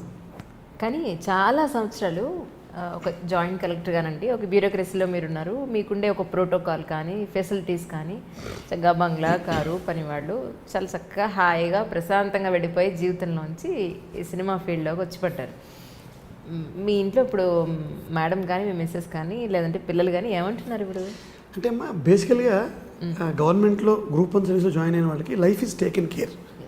మీరు బ్యాంక్కి వెళ్ళక్కర్లేదు, డీజిల్ పోయించుకోక్కర్లేదు. గుడి సింహాచలం గుడికి వెళ్తే లైన్ నుంచి ఒక్కర్లేదు, మనుషులను పట్టుకుంటారు, ఆ కప్పస్తంభాన్ని ఆలింగి ఉంటారు. నెక్స్ట్ డే పొద్దున్న పేపర్లో కూడా వేస్తారు, ఆ దంపతులతో స్వామిని దర్శించుకున్న ప్రముఖుల్లో మన పేరు పడుతుంది. బాగుంటుంది, చాలా బాగుంటుంది. 48 ఏళ్ళు, చిన్న వయసు కూడా కాదు. మా వైఫ్ కొంచెం మొదట్లో ఇబ్బంది పడ్డారు. తన పేరు పద్మజ, లా చదువుకుంది, ఎంబీఏ చేసింది. నా కూతురు మళ్ళీ నల్సార్లో నేషనల్ యూనివర్సిటీ గుజరాత్లో లా చేసుకుంది. తను ఆర్డెంట్ సపోర్టర్. నాకు ఖచ్చితంగా ట్రై చేయి, ఒక అవకాశం వచ్చింది కదా, రేపు మళ్ళీ 10 ఏళ్ల తర్వాత. కూతురు సపోర్ట్ అంటున్నారే కానీ మా వైఫ్ చెప్తాను అక్కడ కూడా వస్తాను. అంటే తను ఒక గ్రూప్ 1 ఆఫీసర్, నన్ను గ్రూప్ 1 ఆఫీసర్గా పెళ్ళాడింది ఆవిడ. సినిమా యాక్టర్గా పెళ్ళాడలేదు ఫస్ట్ పాయింట్. సడన్ గా జీవితంలో 25 ఏళ్ల తర్వాత నేను హైదరాబాద్ వెళ్ళిపోతున్నాను, సినిమాలో వేషాలు వచ్చేస్తున్నాయంటే కొన్ని ఇబ్బందులు కూడా ఉన్నాయి. యాక్చువల్గా ఆ నేల టికెట్ వేషం చూసి వాళ్ళ బంధువులంతా తిట్టారు ఆవిడని. ఏమిటి ఆ ఫిషర్మెన్ వేషం వేసి ఆ ఊళ్ళంతా నలుపేమిటి, ఏమిటి అల్లుడు గారికి ఇన్ని బాధలు ఏమిటి, ఇన్ని కష్టాలు ఏమిటి, అది సినిమాలో చూడాలని వాళ్ళకి కొంత జ్ఞానం ఇవ్వడం జరిగింది. సో నా కూతురు ఏమందంటే 10 ఏళ్ల తర్వాత మళ్ళీ అప్పుడు ట్రై చేసి ఉంటే రావు రమేష్ గారు అంతా అయిపోయేవాడిని, ప్రకాష్ రాజు గారు అంతా అయిపోయాడు అనే పిచ్చి మాటలు 10 ఏళ్ల తర్వాత మాట్లాడితే ఒప్పుకోను. ట్రై చేయి, ఫెయిల్ అవు, సక్సెస్ అవు, బట్ ట్రై చేయి. నాకు ఈ ట్రై చేయడం అనేది మీకు ఇందాక చెప్పాను, సివిల్ సర్వీస్లో అలవాటు అయిపోయింది లైఫ్లో. నాకు ప్రయత్నించిన ఇష్టం. సో ఆ పద్ధతిలో ఇక్కడ రావడంలో భాగంగా నాకు అదృష్టం ఏంటంటే నా ఉద్యోగం నుంచి వచ్చాను కాబట్టి ఇనీషియల్గా ఒక రెస్పెక్ట్ రెస్పెక్ట్తో కూడిన ఓ ప్లాట్ఫామ్ పడింది. జనరల్గా ఎవరు వేషం ఎవరేమో కానీ నన్ను అవమానించడాలు ఇల్లు చేయడాలు ఉండవు. నిజం. ఎందుకంటే ఆల్రెడీ మీకు ఒక స్టేజ్ ఉంది. నేను కూడా అవకాశం ఇవ్వండి, నేను అడగడం కూడా మర్యాదగా అడుగుతాను. నేను అడండి నాకు వేషం ఇవ్వండి అంటే ఎవరిస్తారు? అయ్యా నేను సో మీ సినిమాలో ఏమైనా చిన్న పాత్ర ఉందా, నాకు సూటబుల్ పాత్ర ఉందా, మరీ గుంపులో గోవిందే పాత్ర కాకుండా హీరోయిన్ ఫాదర్ చచ్చిపోయినప్పుడు వెళ్ళి స్టెథోస్కోప్ పెట్టి హీజ్ నో మోర్, లేకపోతే 24 గంటలు గడిచేదాకా ఏం చెప్పలేం, దేవుడిని ప్రార్థించడమే, ఇలాంటి మాటలు చెప్పే పాత్రలు తప్పితే మీరు ఏమి ఇచ్చినా కూడా నేను చేయడానికి సిద్ధంగా ఉంటానని అందరికీ చెప్తాను. ట్రై చేస్తాను, బాగా ట్రై చేస్తాను, ఫోన్లు చేసుకుంటూ ఉంటాను. నేను చెప్పాను కదా, మా అరవింద్ సారు, మన దిల్ రాజు గారు, మైత్రి మూవీస్, వీళ్ళందరూ నాకు ఇంకా ఆల్మోస్ట్ ప్రతి సినిమాలో అలా వేషం ఇస్తూ వెళ్తున్నారు. మీరు చాలా అదృష్టవంతులండి నిజంగా చెప్పాలంటే. నిజంగా మీకు లక్ చాలా ఫేవర్. చూశాను కదా ఇక్కడ అంతా నాకు సినిమా ఫీల్డ్లో నాకు అనిపిస్తుంది, ఒక ఆయన కెమెరామెన్, అసోసియేట్ కెమెరా అసిస్టెంట్ డైరెక్టర్లు జీవితాన్ని ఫణంగా పెట్టి ఇక్కడ రిజల్ట్ ఇతమిద్దంగా ఇది అని తెలియని ఫీల్డ్లో. ఇప్పుడు మా దగ్గర ఏమో పరీక్ష రాశాను, పాస్ అయ్యాను, 25 ఏళ్ళ నుంచి ఎంజాయ్ చేస్తున్నాను. ఓ ఇన్నోవా వెహికల్, ఓ బంగ్లా, 4 మనుషులు, ఎక్కడ తేడా లేదు, ఉద్యోగం బాగా చేసుకున్నాం కాబట్టి. ఏదో కరప్షన్ చేసేసి అరెస్ట్ అయిపోతే చెప్పలేం, కానీ పద్ధతిగా ఉండేవాడికి ఒకసారి పరీక్ష రాస్తే అక్కడ జీవితం వెళ్ళిపోతుంది. వెలిసి ఇక్కడ వచ్చాక ఏమైంది ఇతమిద్ద నాకు అనిపిస్తుంది, ఎంతంత త్యాగం చేస్తున్నారు వీళ్ళు అసలు. ఈ తెలివితేటలు ఇక్కడ చాలా తెలివైన వాళ్ళు కదా సినిమా ఫీల్డ్లో ఉన్నవాళ్ళు, హార్డ్ వర్కింగ్ పీపుల్. బయట ప్రపంచంలో వీళ్ళు ఎక్కడ ఈ తెలివితేటలు వాడినా చాలా పైకి వచ్చేస్తారు జీవితంలో, డౌట్ లేదండి, అనుమానం లేకుండా. గొప్ప మనుషులండి వీళ్ళంతా. నాకు అందరిని అసిస్టెంట్ డైరెక్టర్ దగ్గర నుంచి పెద్దవాళ్ళ దాకా. ఇప్పుడు సుకుమార్ గారితో పనిచేసే అవకాశం కూడా వస్తుంది. పూరి గారితో పనిచేశాను స్మార్ట్ శంకర్లో, వెంకటేష్ బాబు గారితో F2లో, నాగార్జున గారితో మన్మధుడు 2లో, డియర్ కామ్రేడు గీత గోవిందం విజయ్ దేవరకొండ గారితో, నాని గారితో మీరు మొన్న చేశారు, అంతకుముందు జెర్సీ చేశాను.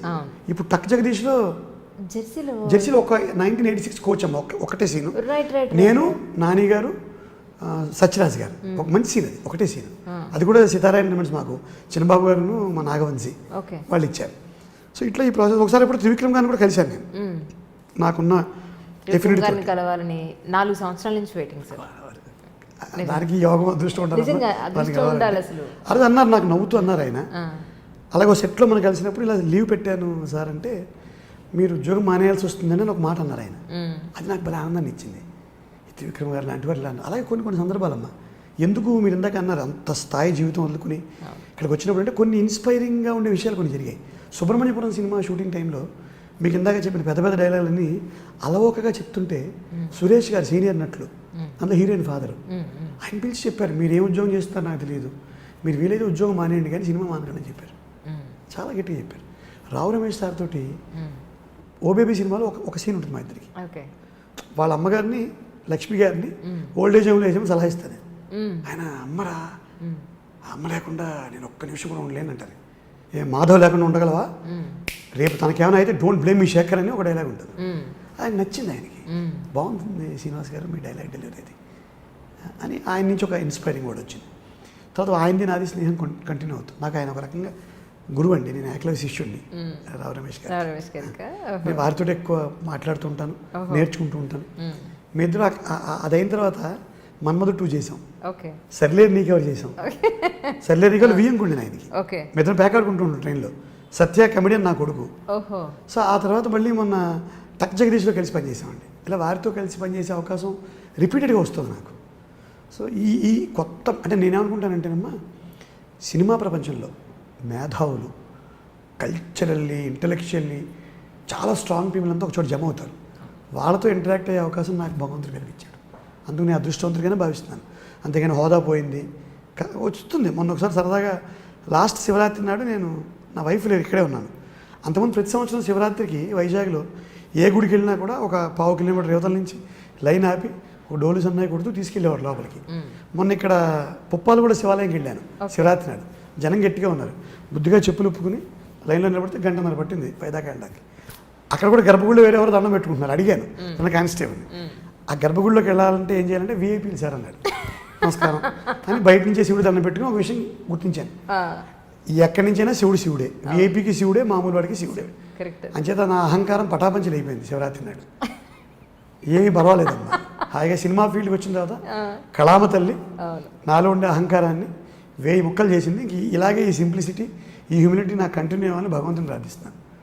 మళ్ళీ నేను అహంకారంగా చూడడం, ఒంటిలో పెగరేయడం, ఎవరైనా మనకి ఎదురు చెప్పేలోపే పళ్ళు బిగుసుకుంటాయి. ఎవరన్నా అవతల ఎదురు చెప్తుంటే ఎక్సెప్ట్ మా సుపీరియర్స్ తప్పితే పళ్ళు బిగుసు అసంకల్పితంగా పళ్ళు బిగుసుకుంటాయి. అలాంటిది ఇక్కడ వచ్చిన సీన్ పేపరు చక్కగా జాగ్రత్తగా బుద్ధిగా ఉండడం. ఒకరోజు క్యారవాన్లో ఇద్దరిని పెడతారు, వారితో స్నేహం పెంచుకొని ఆర్టిస్ట్కి పెద్దవాళ్ళం కాదు కదా. అసలు నా ఛాంబర్లోకి రావడానికి 4 గంటలు పడుతుంది వైజాగ్లో. ఎవరైనా కామన్ మ్యాన్ రావాలంటే తప్పులేదు. ఏముంది, ఆయన నేను ఇద్దరు ఆర్టిస్టులే. నేను కొత్తగా వచ్చాను, నన్ను జగత్వారిలో ఎలా ట్రీట్ చేస్తారు? కుదరదు కదా. ఆ స్పృహలోనే ఉండాలి కదా. ఉన్నాను భగవంతుడి దేవలన. ఇది పాపం ఆయన వైజాగ్ జాయింట్ కలెక్టర్ అని ఓ చిన్న గౌరవం, ఎక్స్ట్రా గౌరవం ఇస్తున్నారు ఇండస్ట్రీలో. పెద్దగా నొప్పి కలగలేదు ఎప్పుడు కూడా. కానీ ఏదో సందర్భం వచ్చినా ఏదో సర్దుకుంటున్నాను. ఇవాళ ఎవరు పొద్దున్న ఫోన్ చేశారు, పేర్లు ఎక్కర్లేదు, రేపు మార్నింగ్ 6 గంటలకి అన్నారు. ఇదే వాయిస్. శ్రీనివాస్ గారా? అవునండి. నేను మేనేజర్, ప్రొడక్షన్ మేనేజర్, పొద్దున 6 గంటలకు రావాలి. ఎక్కడికి? ప్రొడక్షన్ మేనేజర్స్కి ఎందుకు సార్? వాళ్ళకి కొంచెం ఎడ్యుకేషన్ బేసిక్గా ఉండదు. అది నాకు ఐడియా. అందులో చాలా మంచి, నాకు చాలా మంది ఇప్పుడు ప్రొడక్షన్ మేనేజర్ నా ఫ్రెండ్సే. అసలు పర్సన్ ఎవరో ఏంటో మనం ఎవరితో బేసిక్గా చెప్తానమ్మా. 6ంటికల్లా ఉండాలి. 6ంటికి ఉండదు కదండి. 6ంటికి ఎవరు వస్తారన్నాను నేను. అంటే 7ంటికి విత్ మేకప్ అంటే అర్థం ఏంటి? నెక్స్ట్ అంటే 7ంటికి విత్ మేకప్ అంటే 6ంటికి మీరు వచ్చారు. అప్పుడు చెప్పాను, బాబు నేను వైజాగ్ జాయింట్కి వెళ్తున్నామ్మా, ఏమనుకోకు, నన్ను చూసి గడియారం మార్చుకోవచ్చు మీరు, కరెక్ట్ టైం చెప్పు. గడియారం ముందు కొట్టేటేమో అక్కడ ఉంటాను. ఆయన ముఖ్యమంత్రులతో ప్రధానమంత్రులతో తిరిగిన వాడిని, అదే కదా టైం విలువ తెలిసిన సారీ సార్ నాకు తెలియదు. అప్పుడు నాకే కదా, ఎవరికి కూడా మీరు అలా చెప్పక్కర్లేదు. లేదు అసలు ఎవరినైనా సరే, మీరైనా మీ ప్లేస్లో ఎవరైనా చాలా నాకు ప్రొడక్షన్ మేనేజర్ చేసే విధానం ఒకటి ఏడుస్తుంది కదా. ప్రొడక్షన్ మేనేజర్ అందరూ నాకు స్నేహితులేమో, అక్కడ అప్పుడప్పుడు తగులుతారు. మీరు అడిగిన దానికి సమాధానం చెప్తాను. అయినా చక్కగా నేను అలాగమ్మా 6 గంటలకే 6ంటికే ఏదో వాడు బిల్డప్ పెద్ద చూపించుకోవాలి. నేను ఐఏఎస్ హోదాలో నేను చంద్రబాబు నాయుడు గారు కూడా ఫోన్ చేసి మాట్లాడగలను, జగన్మోహన్ రెడ్డి గారిని గంటలో వెళ్ళి కలవగలను. ఆయన చుట్టుపక్కల ఐఏఎస్ ఆఫీసర్ నా ఫ్రెండ్స్. నేను 20 సంవత్సరాలు విశాఖపట్నం జిల్లాలో చెప్పేది ఏముంటుంది అంటే by virtue of my job. అప్పుడు నాకు నేను చెప్పాను, 2013 ఫిబ్రవరి 12వ తారీఖున ప్రధానమంత్రి గారి దగ్గర ఒక పవర్ పాయింట్ ప్రజెంటేషన్ ఇచ్చాను నేను విజ్ఞాన్ భవన్లో. తర్వాత ఆంధ్రప్రదేశ్ ప్రభుత్వాన్ని రిప్రజెంట్ చేస్తూ చాలా ఇంటర్నేషనల్ ఫోరాలో కూడా నేను ఫ్లాలెస్ ఇంగ్లీష్లో మంచి మంచి ప్రోగ్రామ్స్ మీద చాలాసార్లు మాట్లాడాను. ఆ విషయం మరి ఈ ప్రొడక్షన్ మేనేజ్ మనం చెప్పాల్సిన అవసరం లేదు. వాళ్ళకి తెలియకపోయినా సార్, మనం ఎవరో ఏమిటో తెలియనక్కర్లా. అంటే వాళ్ళకి ఎలా ఉంటుంది, మా టైంకి రానేమో, వాళ్ళ భయాలు వాళ్ళకి ఉంటాయి అని చెప్తున్నాను. అంటే మీరు ఇందాక అడిగారు కొత్తగా వచ్చిన వాళ్ళు అని అంటే వాళ్ళు ట్రీట్ చేసే విధానం వేరు. ఇదే ట్రీట్మెంట్ ఒక సీనియర్ హీరోకో నేను దీనికి కూడా పెద్దగా వరి అవ్వలేదు. నేను దీనికి కూడా వరి అవ్వలేదు. వరి అవనమ్మా, మనుషుల హ్యూమానిటీ ఉండాలి. మీకు చెప్పింది ఇందాక అదే. నేను నాకేమి ఏది ఇంక నన్ను హత్య చేయదు సినిమా ఫీల్డ్. అవసరం ఉంది, మనకి వేషాల కోసం వచ్చాం. ఇంకా నేను ఇంకో 10 సంవత్సరాలు భగవంతుడు తెలిస్తే ఇక్కడ ఇలా ఈ తండ్రి పాత్రలు, ఈ విలన్ పాత్రలు, ఈ కామెడీ పాత్రలు. మొన్న అల్లుడు ఎదురు అనే సినిమాలో కందిరీగ వాస్ అంటాం ఆయన సంతోష్ శ్రీనివాస్ గారు. కందిరీగ అనే సినిమాకి ఆయన డైరెక్టర్ అండి. ఆ సినిమాతో ఆయన కందిరీగ వాస్ గారు అంటారు. చాలా గొప్ప హ్యూమర్ తీస్తారు ఆయన. నాతో ఒక లౌడ్ కామెడీ రోల్ చేయించారు. నా కొడుకు నన్ను కొడుతూ ఉంటాడు, అయ్యో కొట్టేస్తూ ఉంటాడు. అసలు ఆ సినిమా చూస్తే ఇప్పుడు ఏమనుకుంటారో చూడాలి. మా స్టాఫ్ కొడుతూనే ఉంటాడు, పేక నొక్కేస్తూ ఉంటాడు తండ్రిని. Loud comedy. బ్రహ్మానందం గారు, తర్వాత ధర్మాన సుబ్రహ్మణ్యం గారు ఆ బాడీ లాంగ్వేజ్తో ఒక రోల్ చేయించారు నాతో. ఇంతవరకు నేను అంత ప్రయత్నం చేయలేదు. అలాగే నవీన్ చంద్ర గారి సినిమాలో ఒక బిల్డప్ ఎక్కువ ఇచ్చే హీరో అమ్మ. అంత హీరోయిన్ ఫాదర్గా ఒక విచిత్రమైన గెటప్ తోటి అరకువేళలో షూటింగ్ అవుతారు. అలాగే సుబ్రహ్మణ్యపురం సంతోష్ గారు నాకు మళ్ళీ నాగశౌర్య గారి హీరో ఆ సినిమాలో నాకు హీరోయిన్ ఫాదర్గా ఇచ్చారు. అర్బనైట్ ఫాదర్, చాలా చక్కగా హ్యూమన్ టచ్ తోటి చాలా హాయిగా ఉంటుంది. ఇప్పుడు ఆల్మోస్ట్ నావి లాక్డౌన్ తర్వాత ఒక 7 సినిమాలు అండర్ షూట్ ఉన్నాయి. Last September 15 మొదలైందమ్మా. ఈ నెలలో ఒక 17 రోజులు చేశాను. రేపు షూటింగ్ ఉంది, ఎల్లుండి షూటింగ్ ఉంది, 26 నుంచి నవంబర్ 3 దాకా షూటింగ్ ఉంది, నవంబర్ 7 నుంచి 11 దాకా ఉంది, నవంబర్ 20 నుంచి డిసెంబర్ 5 దాకా ఉంది. ఫుల్ బిజీగా ఉంది. మారుతి గారు మళ్ళీ కొత్త సినిమాలో అవకాశం ఇస్తున్నారు. పరశురామ్ గారు మహేష్ బాబు గారితో సినిమా తీస్తున్నారు, ఆయన కూడా వేషిస్తున్నారు. మా తమ్ముడు అనిల్ రావుపూడి F3లో రెడీగా ఉండండి అన్నారు. స్టార్ట్ చేశారండి F3? ఇంకా ఇవన్నీ పైప్ లైన్లో ఉన్న ప్రాజెక్ట్స్ అమ్మా. షూటింగ్లో అయితే మీకు చెప్పాను కదా, నవీన్ చంద్ర గారి సినిమా హలో బ్రదర్, ఆ సినిమా పేరు. రేపు తిమ్మర్స్ అనే సినిమా రేపు. తర్వాత వకీల్ సాబ్ రన్నింగ్లో ఉంది. టక్ జగదీష్ నాని గారి సినిమా రన్నింగ్లో ఉంది. అండ్ సంతోష్ శ్రీనివాస్ గారి అల్లుడు అదుర్స్ రన్నింగ్లో ఉంది. తర్వాత సాయిధరం తేజ్ గారిది దేవకట్ట గారి సినిమా డేట్లు వచ్చాయి. మళ్ళీ నాగశౌర్య గారు ఐరా క్రియేషన్ సొంత బ్యానర్. ఓకే ఇంతకుముందు అశ్వత్థామలో నాకు నాగశౌర్య గారు మేనమా పాత్ర ఇచ్చారు. ఓకే ఓకే నాగశౌర్య గారి ఫాదర్ పేరు శంకర్ ప్రసాద్ గారు, వాళ్ళ అమ్మగారు ఉష గారు. అవును వాళ్ళిద్దరు నేను అన్నా వదిన అని పిలుచుకుంటాను. ఓకే మళ్ళీ పిలిచి ఈ సినిమాలో నాగశౌర్య గారి పక్కన తండ్రి పాత్ర ఇచ్చారు. ఓకే ఓకే సో ఇట్లా లైఫ్ సినిమా రంగంలో ముందుకు వెళ్తుంది. నాకు చేతనైన విద్య ఏంటంటే ప్రవర్తన బాగుండేట్టు చూసుకుంటాను ఎప్పుడు, ఉద్యోగంలో ఉన్నప్పుడు కానీ ఇక్కడ కానీ. సత్ప్రవర్తన, ఒక హ్యూమిలిటీతో ఉండడం, మనం ఏంటని తెలుసుకుని గీత గీసుకుని ప్రవర్తిస్తే మనకేం చెడ్డ పేరు రాదండి. నేను ఎప్పుడు నా హోదాలను ఇక్కడ తీసుకురాలేదు. నేను సీనియర్ గ్రూప్ ఆఫీసర్, నాకు తండ్రి పాత్ర కావాలి. ఎవరు నా పక్కన వేస్తున్నారు, ఎవరి కోస్టాలని ఇవి తెలుసుకోవడమే. ముందే చెప్తాను, ఒకరోజు ముందే ఇబ్బంది లేకుండా నేను సోన్స్ బాబు కొద్దిగా జాగ్రత్తగా చూడండి అయ్యా అంతే. అది కూడా ఇదే వాయిస్తో అడుగుతాను, నేను సోన్స్ జాగ్రత్తగా చూడండి అన్ను. నేను కొంచెం ఇలా బతికాను కాబట్టి చిన్న ఫెసిలిటీస్ ఏమైనా ఉంటే అవకాశం ఉంటే చూడండి. అప్పుడు ఏమైనా ఎవరైనా కలిపినా కూర్చుంటాం, దానికి ఏమన్నా అందరం మనుషులే కదా. అవును కదండి. నేను చూసిన ప్రధానమంత్రి దగ్గర నుంచి గ్రామ పంచాయతీ సర్పంచ్ దాకా పొలిటికల్గా చూశాను. బిల్లు కలెక్టర్ నుంచి చీఫ్ సెక్రటరీ దాకా ఉద్యోగస్తులను చూశాను. ఎందుకంటే ఏం మంచి మంచి వారితో ఇంటరాక్షన్. జయరామ్ రమేష్ గారు అప్పుడు రూరల్ డెవలప్మెంట్ మినిస్టర్, గొప్ప ఇంటలెక్చువల్ ఆయన, చదువుకున్నాను. ఆయనతో క్లోజ్ ఇంటరాక్షన్తో ఉండేవాడిని నేను. ఇట్లా ఇప్పుడు ఏం చేస్తున్నారంటే జయరామ్ రమేష్ ఆయన పార్టీలో, కాంగ్రెస్ పార్టీలో ఉన్నారు. ఆయన okay president of India Abdul Kalam గారితో ఒకసారి లయేజన్ ఆఫీస్గా పనిచేశాను వారికి. విశాఖపట్నంలో ఒక ఇంటర్నేషనల్ నేవల్ ఫీడ్కి వచ్చినప్పుడు. సో అప్పుడు ఆయన ఆ టైంకి నేను అర్బన్ పావర్టీ ఎలివేషన్లో ఉన్నాను. ఓకే ఆయన చాలా ఇంట్రెస్ట్గా అడిగారు, ఎట్లా చేస్తారు ఏంటి వాటర్. ఇలాంటి గొప్ప వాళ్ళతో కలిసి వచ్చిన తర్వాత, సినిమా రంగంలో వచ్చిన తర్వాత మంచి దర్శకులు, మంచి నిర్మాతలు, మంచి నటులు, ఇదొక ఇంటలెక్చువల్ క్యాపబిలిటీ ఉన్న రంగం. ఈ అవకాశం 1,000,000 మందిలో ఒకటికి వస్తుందేమో అనుకుంటున్నాను నేను. నా హోదాలో ఉన్న వాళ్ళు దీంట్లోకి రారు. వచ్చిన 6 రోజులకో 10 రోజులకో చాలా డిఫరెంట్ సెక్టార్లోకి ఎంటర్ అయ్యారు. పొద్దున్నే టోటలీ కాంట్రాస్ట్. సూట్ కేసు సర్దుకుని వెంటనే వెనక్కి బయలుదేరుతారు 10 రోజుల్లో. ఇలాంటి ఫోన్ కాల్ ఇంటి దగ్గర చాలా. ఒకసారి ఇప్పుడు ఒక సినిమా డేట్లు గురించి ఇలా ఆయన మీకు ఇంకో అనుభవం చెప్తాను. నేను రేపు షూటింగ్ అని చెప్పారు. నేనేమో నాకు కన్ఫర్మ్ చేయట్లేదు, నేను వైజాగ్లో ఉన్నాను. కో డైరెక్టర్ గారికి ఫోన్ చేస్తే ఎత్తట్లేదు ఆయన. నాకు ఇంకా డైరెక్టర్ గారు కొద్దిగా తెలుసు, ఆయనకే చేశాను. ఏమండి రేపు ఇదే వాయిస్లో అడిగాను, రేపు షూటింగ్ అన్నారు, మరి డేట్ ఏం చెప్పంటే, లేదు మీకు తెలియదండి, మీ డేట్లు మారిపోయి కదా అన్నారు. సారీ సార్, బాగా అన్నారు. అక్కడితో అయిపోలేదండి. ఇంకొక ఆయన ఫోన్ చేశారు, ఎవడు మాడమనండి మిమ్మల్ని డైరెక్టర్ తోటి, రేపు డేట్ ఆగలేదండి మేము చెప్తాం కదా, ఎవడు మాడమనండి మిమ్మల్ని డైరెక్టర్ తోటి.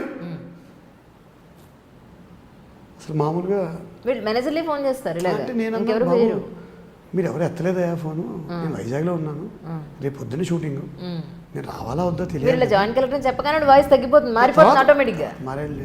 అంటే మనిషికి విలువ లేదు, మనిషి ఉండే పొజిషన్కే విలువ. అలా చెప్పలేనండి, కానీ అంటే నా ఉద్దేశం అది కూడా కాదు. బట్ నేను కూడా చూసాను ఒక్కొక్కరితో మనాలి కదా. పూరి జగన్నాథ్ గారు నాకు రెస్పాండ్ అవుతారు మెసేజ్కి. మరి అంత స్థాయి మనిషి ఎందుకు అవుతాడండి? ఆయనకే పెద్ద క్యాడర్ ఏం పెద్ద గొప్ప విజయనగరం జాయిన్ కలెక్టర్ పెద్ద హోదా చెప్పడానికి. సుకుమార్ గారికి ఎప్పుడు నా అర్ధరాత్రి మెసేజ్ పెడతారు, వారు రెస్పాండ్ అవుతారు. ఇది ఎంత గొప్ప విషయం నాకు. అంటే ఎంత హ్యూమిలిటీ అండి అంత స్థాయికి వచ్చిన. మహేష్ బాబు గారు సెట్లు ఉంటే మరి చక్కగా మాట్లాడతారు. అల్లు అరవింద్ గారు ఎంత గొప్పగా మాట్లాడతారో ఒకసారి చెప్పారు ఆయన. రావు రమేష్ గారికి ప్రతిరోజు పండుగ చేసాం మీ ఇద్దరు వియంకులు, రావు రమేష్ గారు నేను ఆ రోజు చెప్పారు. ఈయన ఓ ఫోన్ కాల్తో నా దగ్గర వేషం కొట్టేశాడు. ఈయన ఫ్రెండ్ ఫోన్ చేశాడు, ఈయన అదృష్టం జనరల్గా నేను ఫోన్లు ఎత్తాను, అది ఎందుకో నేను ఫోన్ ఎత్తాను, జనరల్గా నేను ఫోన్లు ఎత్తాను, అలా అన్నోన్ నెంబర్స్ ఎత్తి నేను రికమెండేషన్ చేస్తానా వేషం అని. ఎందుకో డైరెక్టర్కి చెప్పాను జగన్ ఆయన పరశురామ్ గారికి, వెంటనే అతుక్కున్నాడు ఈయన అని. ఈ మధ్య రెమ్యునరేషన్ కూడా లాగుతున్నాడు అని చెప్పారు ఆయన నవ్వుతూ. ఇంత గొప్ప విషయం అండి, అంత పెద్దవారు నన్ను ఆదరించడం. ఏం ఉద్యోగానికి దీనికి సంబంధం ఏంటి? యాక్షన్ అనగానే డైలాగ్ చెప్పాలి కదా. అవును కదా. నేను వైజాగ్లో కలెక్టర్ అండి, హుద్ బాగా చేశాను, నాకు ముఖ్యమంత్రి అవార్డు ఉందంటే కుదరదు కదా. ఇక్కడ డైలాగ్ చెప్పాలి, డైలాగ్ చెప్పి తీరాలి కదా. అది ఎలా కుదురుతుందండి, నేను ముఖ్యమంత్రి కార్యక్రమాలను నేనే చేశాను, చేస్తే చేసావు, ఇక్కడ వేషం లేదు చెప్పాలి, డైలాగ్ చెప్పాలి కదా. ఇప్పుడు వీలో ఉన్నాయి డైలాగ్ చూశారు కదా, వీలో ఆయన అంటాడు ఏముంది, మీ బ్లెస్సింగ్స్తో మనవాడు అవార్డు కొట్టేశాడు, ఈ స్టేట్ అవార్డు, ఇప్పుడు ఇంకా టాస్క్ ఫోర్సు, మెల్లిగా గ్యాలంటరీ అవార్డు కూడా ఇప్పించాడు. మరి అంటే అవార్డులు ఊరికే రావండి, బ్లెస్సింగ్స్తో రావు, గ్యాస్ వస్తుంది అంటాడు ఆయన. ఏముందండి, మీలాంటి వాడు సపోర్ట్ చేస్తే నాలాంటి వాడు క్లీన్ షేవింగ్ మీద ఫోకస్ పెట్టడం మానేసి కెరీర్ షేపింగ్ పెట్టేస్తాడు, నాదిచ్చేలాగా అంటాను. ఇవన్నీ చెప్పాలి, మామూలు రివ్యూలో ఉంది. చక్కగా ఉద్యోగులు రివ్యూ సుఖం, మనకి ఎంతవాడు మనం ప్రశ్నించడు, ఇక డైరెక్టర్ ఊరుకుంటాడా తప్పు చెప్తే. సో ఈ బాల్ గేమ్ డిఫరెంట్. నేను కూడా జాగ్రత్తగా ఉంటాను. అంటే నాకు మనం ఒక మంచి పొజిషన్ నుంచి వచ్చాం, డైరెక్టర్ గారు ఒక వేషం ఇచ్చారు, మనం మన్ని మాట అనిపించుకునే స్టేజ్ తెచ్చుకోకూడదు అని నేను హోంవర్క్ చేసుకుంటాను. ఓ చిన్న డైలాగ్ ఇచ్చినా పెద్ద డైలాగ్ ఇచ్చినా ఆ కో డైరెక్టర్ ఏమన్నా పట్టుకుని శ్రద్ధగా బుద్ధిగా, అదే సినిమా చెప్తాడు కదా త్రివిక్రమ్ గారు తనిఖీల అతడి సినిమాలో, అదేంటో అలా కొట్టాడు, ఏదో గులాబీ మొక్క అంటు కట్టినట్టుగా గోడ కట్టినట్టుగా, ఇది అలాగా జాగ్రత్తగా నేర్చుకుంటానమ్మా. నేను అసలు అశ్రద్ధ అనేది ప్రసక్తి లేదు. ఓ చిన్న డైలాగ్ అని 10 సార్లు అనుకుంటాను, ఓ చిన్న మొక్క ఉన్నా సరే. యాక్టింగ్ మీరు ఎక్కడ నేర్చుకోలేదు కదా, ఎలా ప్రాక్టీస్ చేస్తారు? ఈ ఫేషియల్ ఎక్స్ప్రెషన్స్ కానీ కామన్ సెన్స్ అమ్మా. జీవితంలో నేను మీకు చెప్పాను కదా, నేను ఓన్లీ ప్రజా జీవితంలోనే ఉన్నాను. కామన్ మ్యాన్ నుంచి అందరూ అబద్ధాలు ఆడేవాడు, దొంగ, నిజమైన బెనిఫిషరీ, అరుపుల మధ్య అరుపుల వెనకాల ఆంతర్యం తెలుసు, మంచి కలెక్టర్లు, చెడ్డ కలెక్టర్లు, దొంగ రాజకీయ నాయకులు, మంచి రాజకీయ నాయకులు, అందరితో తిరిగాను కదా. సో రకరకాల ప్రవృత్తుల్ని, వృత్తుల్ని, మనస్తత్వాన్ని దగ్గర నుంచి చూసే అవకాశం వచ్చింది. అదే నాకు నటనకి ట్రైనింగ్. నేను అక్కడ నాకు ట్రైనింగ్ తీసుకునే అవకాశం, ఇప్పుడు నా వయసులో ట్రైనింగ్ అంటే ఏం డ్యాన్సులు నేర్చుకోక్కర్లేదు, హీరోలు అయ్యేవాళ్ళకి కదా. మా వైజాగ్ సత్యానంద్ గారు వీళ్ళందరూ నేర్పిస్తారు. నాకు నేర్పించడానికి నేర్చుకోవడం ఏముంది, మాటలు తండ్రి పాత్రలు అవి వేస్తాను. ఉద్యోగం ఇచ్చిన నేపథ్యం, ఎడ్యుకేషన్ ఇచ్చిన నేపథ్యంతో నేను చూసిన ప్రపంచం, నేను ప్రధానమంత్రి దగ్గర నుంచి సర్పంచ్ దాకా అందరితో కలిసాను, తిరిగాను, మాట్లాడాను. ఆ నేపథ్యం సరిపోతుంది, అది ఇచ్చిన ధైర్యం సరిపోతుంది. ప్లస్ అన్నిటికీ మించి జాగ్రత్తగా చేయాలి, మంచి పేరు తెచ్చుకోవాలి అనే ఒక లోపల ఒక తపన ఉందండి. దానివల్ల నేను ఇప్పుడు షూటింగ్ అనగానే ఉత్సాహంగా ఉంటాను. రేపు పొద్దున్న తెమ్మరసు అనే సినిమా షూటింగ్ సాయంత్రం నుంచి మొదలెడతాను. నా కూడా నా సీన్ పేపర్ పంపించబోయే అవసరం నేను ప్రాక్టీస్ చేసేసుకుంటాను. అప్పటికప్పుడు వెళ్ళి అక్కడికాడ ఎప్పుడు బ్లాంక్ ఫేస్ తేడను, ఏదైనా సరే అక్కడ నేర్చుకుని 4 మాటలు చెప్పేసుకుని, ఒక్కోసారి ఎక్స్టెంపోర్గా అక్కడ ఇచ్చింది కూడా వాళ్ళు ఇంప్రవైజ్ చేసుకుంటారు, అలా చేసుకుంటూ వెళ్తాను. సో ఇలా 100 మంది నాకు శ్రీకాంత్ అయ్యంగార్ అని ఈ మధ్య చాలా గొప్పగా మంచి పేరు తెచ్చుకున్న యాక్టర్, నాకు తమ్ముడు లాంటి వాడు ఆయన, అన్నయ్య అనిపిస్తాడు. ఆయన అంటాడు ఎప్పుడు, అన్నయ్య ఒక పాత్రే, చిన్నదైనా పెద్దదైనా, ఒకడు రాత్రి కూర్చొని రాస్తాడు, ఒక ఆయన డబ్బు పెడతాడు, ఒక ఆయన కెమెరాలో తీస్తాడు, ఒక ఆయన దర్శకత్వం చేస్తే నిన్ను స్క్రీన్ మీద చూపిస్తారు. మనం మళ్ళీ ఇది చిన్న పాత్ర పెద్ద పాత్ర క్లోజప్ ఉందా లేదా ఇలాంటి మాటలు మాట్లాడతాం. ఎంత అవివేకం అంటాడు ఆయన.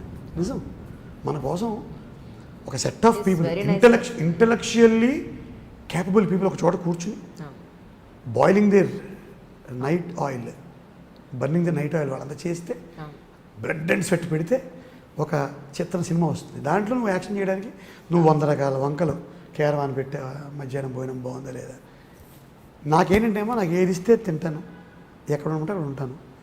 రెమ్యునరేషన్ చాలా ఫీజిబుల్ రెమ్యునరేషన్, చాలా ఎకనామికల్ ప్రైస్ నాదే ఉంటుంది. సో దర్శకులకి నిర్మాతలకి టైం వేస్ట్ అవ్వకుండా ఉండడం కోసం కృషి చేసుకుంటాను. జాగ్రత్తగా మనం ప్రాక్టీస్ చేసుకోవడం అక్కడ నాకు కొంచెం ప్లస్ అవుతుందేమో ఆశ. ప్లస్ తెలుగు భాష మీద అపారమైన మక్కువ, బాగా సాహిత్యం చదువుకున్నాను. చలం గారు, మధురాంతకం రాజారాం గారు, కొలవండి కుటుంబరావు గారు, రావిశాస్త్రి గారు, మన అమృతం కురిసిన రాత్రి బాలగంగాధర తిలక్ గారు, ఇలా పుస్తకాలతోటి చాలా అనుబంధం ఉంది. మధురాంతకం రాజారాం గారి కథల్లో ఆ పాత్రలు తిరుగుతూ ఉంటాయి అప్పుడు నా దగ్గర. ఎక్కడైనా సినిమాల్లో అవసరమైతే మనం ఇంప్రవైజ్ చేసుకోవచ్చు. ఇలా సాహిత్యం పట్ల ఉండే మక్కువ కూడా, మక్కువ కంటే కూడా అభినవేశం. సివిల్ సర్వీసెస్కి గ్రూప్ 1కి తెలుగు సాహిత్యం చదువుకున్నాను నేను. అది అది అది నాకు ఇక్కడ యాక్టర్గా చాలా ప్లస్ అవుతుందమ్మా. ఈ కారణాలు అనుకుంటున్నాను. అండ్ సినిమాలు నెంబర్కి వస్తే ఎందుకు మీకు మరి అంత జాయింట్ కలెక్టర్ హోదా, బంగ్లాలు, నౌకర్లు, సో ఇక్కడ ఎంకరేజింగ్గా ఉంది. వెనక్కి వెళ్ళిపోయే పరిస్థితి లేదు నాకు. ఎందుకు అంటే ఇప్పటికి 21 సినిమాలు రిలీజ్ అయ్యామ్మా. మొన్న వీతోటి 6 సినిమాలు రిలీజ్కి రెడీగా ఉన్నాయి, 9 సినిమాలు షూటింగ్ అవుతున్నాయి, 15 ప్రాజెక్టులు పైప్ లైన్లో ఉన్నాయి. అంటే 50 అయిపోయాయి. రేపు 21 రిలీజ్ మొదలైతే వరుసగా 2021 అక్టోబర్ దసరాకు 50 సినిమాలు అయిపోతాయి. కొన్ని చిన్నవి, కొన్ని పెద్దవి, కొన్ని మంచివి, కొన్ని లెంగ్దీవి, కొన్ని సస్టైన్ అవుతాయి, కొన్ని సస్టైన్ అవ్వవు. శ్రీకాంత్ అయ్యంగారు చెప్పినట్టు అన్ని పాత్రలే, మంచి చెడు ఏముంటుంది, 50 సినిమాల్లో పాత్రలు. నాకు మంచి స్నేహితులు ఆయనమ్మ, శ్రీకాంత్ అయ్యంగార్ గారు, చక్కటి నటులేండి, చాలా అసలు ఆడేసుకుంటారు కెమెరా ముందు. సో నాకు ఇంకా సీనియర్ నటులు అందరితో సన్నిహిత్యం ఉంది.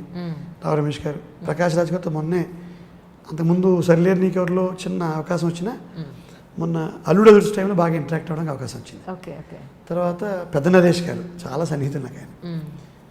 మురళీశరం గారు, మురళీశ్వరం గారు నాకు మంచి, ఆయన కూడా మంచి. వీళ్ళందరితో నాకు ఒక ఇంత గొప్ప వాళ్ళతో నేను ఉద్యోగస్తుడిగా ఉండిపోయి ఉంటే అక్కడే ఒక సెట్ ఆఫ్ పీపుల్ తోటి ఉండిపోయే జీవితం. కరెక్ట్. ఒక సెట్ ఆఫ్ పీపుల్ తోటి ఈ ఇంటలెక్చువల్ క్యాపబిలిటీస్ ఉండి డివైన్ బ్లెస్సింగ్ ఉన్న వాళ్ళమ్మా. ఒక ఇంతమంది ప్రజలు మిమ్మల్ని ఆదరించాలి, ప్రేమించాలి, మీ ఆటోగ్రాఫ్ల కోసం పరితపించాలి, మీ సెల్ఫీల కోసం ఎగబడాలి అంటే ఎంత దైవకృప ఉన్న మనుషులు. ఇంత బ్లెస్సింగ్ ఉన్న పీపుల్తో తిరిగే అవకాశం వచ్చినందుకు నేను అదృష్టవంతుని అనుకుంటున్నాను. కొత్తగా పోతే పోయింది, హోదా పోయింది, లైన్లో నించుంటాను, ఏమో నష్టం. అల్టిమేట్గా శివలింగమే కదా దండం పెట్టి. ఏమో ఇక్కడ కూడా మళ్ళీ ఆ పరిస్థితి వస్తుంది. ఈ మధ్య కొద్దిగా బయట కొంచెం గుర్తుపట్టడం. అంతకుముందు ఎప్పుడైనా ఎవరైనా గుర్తుపట్టేదాకా వాళ్ళ కళ్ళలో కళ్ళు పెట్టి చూసేవాడిని. అమ్మా ఇంత జీవితం చేశాను, ఇన్ని సినిమాలు చేశాను, ఏమయ్యా గీత గోవిందం చూసావా? చూశాను. నన్ను గుర్తుపట్టలేదు. ఫాదర్ అయ్యా ఎక్కడ సార్ అంటాడు. అదేనయ్యా విజయ్ దేవరకొండ వస్తారు కదా వాళ్ళు, అనుమానిస్తుంటారు సుబ్బరాజు గారు వాళ్ళు. అప్పుడు వెనకాల నుంచి బావగారు రాత్రి అమ్మాయి బస్సులో వస్తుంటే కరెక్ట్ సార్ కానీ నేనే కళ్ళలో కళ్ళు ఇంటర్వ్యూలో బయటకు వస్తాను ఏదైనా సినిమా యాక్ట్ చేసిన తర్వాత. ఆ ఫస్ట్ వరకు సీన్ ఏమి ఎవడైనా గుర్తుపడుతుందా? ఎక్కడో ఒకళ్ళు ఇద్దరు అనుమానాస్పదంగా చూస్తారు. వాడు యాక్టర్ని చూశాడు, లేదా వీడి తేడాగా ఉండడం చూశాడు. అది చూశాడా వాడిని పట్టేసుకున్నానే. బాబు గుర్తుపట్టలే, నేనే ఆ పరిస్థితి నుంచి బయటపడ్డాను. ఇప్పుడు ముఖ్యంగా వి సినిమా తర్వాత ఈ డీసీపీ సత్య అనేది కొంచెం పేరు వచ్చింది సార్. నిజంగా మీకు చాలా మంచి క్యారెక్టర్స్ వచ్చాయి. భగవంతుడు నన్ను ఎప్పుడు రావు రమేష్ గారు అంటుంటారు, నవ్వుతాంట. మీరు ఓఆర్ఆర్లో బయలుదేరారు, ఓఆర్ఆర్లో వస్తున్నారు. అవును అవును నిజంగానే చాలా ఫాస్ట్గా వచ్చారు అసలు. అంటే ఇది యోగం ఉండాలమ్మా, యోగం ఉండాలి. పెద్దవాళ్ళ అదృష్టం. ఇంతమంది గొప్పవాళ్ళు అందరూ సహకరిస్తున్నారు, ఎవరికి విసుగు రాలేదు. అయ్యో చక్కగా చెప్తాను, ఎవరితో మాట్లాడినా నా బాడీలో నేను ఉంటాను. దీంట్లో కొన్ని చదువు ఇచ్చిన తెలివితేటలు, ఉద్యోగం ఇచ్చిన దాన్ని ఏమంటారు కామన్ సెన్స్, ట్యాక్ట్ ఉంటాయి కదా, అవి కొంచెం డిఫరెంట్గా ఉపయోగపడతాయి. అంతే, ఆ పద్ధతిలో ముందుకెళ్ళడమే అంతే తప్పితే దీంట్లో వెనక్కి వెళ్ళనండి. ఇంక వెనక్కి వెళ్ళను. సినిమాల్లోనే నా జర్నీ కంటిన్యూ అవుతుంది. ఉద్యోగానికి కూడా తొందరగా వాలంటరీ రిటైర్మెంట్ తీసుకుని పూర్తి స్థాయి నటుడిగా ఓన్లీ ప్రొఫెషన్. ఇప్పుడు ఏంటి, 2 ప్రొఫెషన్లు ఉన్నాయి నాకు, ఉద్యోగం, సినిమా. ఇకపైన సినిమా ఒక్కటే ప్రొఫెషన్. ఆ దిశగా అడుగులు వేస్తున్నానమ్మా, only cinema. That's really such a wonderful journey అండి. ఎందుకంటే సివిల్ సర్వీసెస్లో ఉన్న వాళ్ళు ఎవ్వరూ సినిమాల వైపు రారు అసలు. ఇన్ జనరలీ ఐ థింక్ ఇప్పటివరకు నేను చూసిన నా 20 years ఎలక్ట్రానిక్ మీడియా హిస్టరీలో you are only the person. అంటే ఎప్పుడైనా అకేషన్గా ఒక పాత్ర అరపాత్ర వేయడం, అది వేరు. ఫుల్ ఫ్లెజ్డ్ ఆర్టిస్ట్గా ఎగ్జాక్ట్లీ అన్నీ వదులుకుని అవును హైదరాబాద్ వచ్చేసి ఇల్లు తీసుకుని ఈ పోరాటం చేసిన వాళ్ళు తక్కువ ఉంటారు, ఉండకపోవచ్చు కూడా. Very less. బ్యాంకుల నుంచి, లెక్చరర్ల నుంచి వచ్చిన వాళ్ళు ఉన్నారు. ఈ స్థాయి జిల్లా స్థాయి అధికారి, డాక్టర్ల నుంచి వచ్చిన వాళ్ళు ఉంటారు. ఇది కొంచెం టిపికల్ ఇదే అమ్మా. సెక్టార్స్ రెండు కూడా కుదరదు, మ్యాచ్ అవును సార్. అదేమో ఈగో నీ విపరీతంగా పెంచి పోషించే ఫీల్డ్. ఇక్కడ రోజు ఈగో హత్య అయిపోతుంది. తగ్గు అని చెప్తూ ఉంటుంది. బాబు నీ స్థాయి ఇది, ఇక్కడ నువ్వు ఎక్కడ అంటే మళ్ళీ మనం చెప్పుకోవాలి ఫలానా వెనకాల. కృష్ణవంశీ గారి సినిమాలో బాబాయ్ పాత్రలను నవ్వుతూ ఉంటుంటాను. బాబా ఆ పాత్రలు మాత్రం ఇవ్వకండి అని. అది నెల్లాళ్ళు ఉంటారు కానీ ఎప్పుడు అన్నయ్య భోజనాలు పెట్టించేయమంటావా అంటాడు పెళ్ళిలో. ఎప్పుడు భోజనం పెట్టించేయమంటూ అంటాడు కానీ వీడికి 2 డైలాగ్ ఉండదు. కృష్ణవంశీ గారి సినిమాలో బాబాయ్ అని నవ్వుతూ అంటుంటాడు. ఆ పాత్ర మాత్రం ఇవ్వకండి అయ్యా, కృష్ణవంశీ గారి సినిమాలో బాబాయ్ పాత్రలు ఇవ్వకండి. ఆ పెద్ద గ్రూప్ ఉంటుంది నిన్నే పెళ్ళాడితే అలాగా. ఎక్కడో మూల నుంచి భోజనాలు ఎట్టింగ్ చేస్తాను అంటాడు తప్పితే వీడి కథలో వేరే పాత్రే ఉండదు, కథలో వీడికి ఔచిత్యం ఉండదు. ఎంతసేపు భోజనాలు పెట్టించేయడమే. అవి ఈ హీరోయిన్ ఫాదర్ పోయినప్పుడు చూసి టక్ ఫాస్ట్గా అయిపోతాడు. హీరో బయటికి వెళ్తాడు, అక్కడ గంభీరంగా బయటకు వెళ్తాడు ఈ డాక్టర్ గారు మీరేమవుతారు, వాళ్ళ అబ్బాయిని, నాన్నగారికి ఏం బాగోలేదు, దేవుని ప్రార్థించండి, వెళ్ళిపోతాడు ఈయన. ఇవి రాకుండా ఉంటే చాలా అవి రావట్లేదు అండి. అదృష్టం సార్, దేవుడు ఆల్రెడీ ఒక మంచి జీవితం ఇచ్చాడు నాకు. ఇక్కడ దాన్ని వదులుకుని వచ్చినప్పుడు ఇంకొంచెం మంచి జీవితం రావాలని ఆశించడంలో తప్పలేదు. రావచ్చు రాకపోవచ్చు, పర్వాలేదు. ప్లాట్ఫామ్ అయితే పడింది నాకు. ఈ మాట అరవింద్ సార్ కూడా చెప్పారు చాలా సార్, ప్లాట్ఫామ్ పడింది, బ్రేక్ రావాలి. Let us wait. చాలామంది పాపం గొప్ప వాళ్ళు, మంచి యాక్టర్లు, మంచి నటులు సంవత్సరాల తరబడి కృషి చేసిన రాని పాత్రలు నాకైతే వచ్చాయి.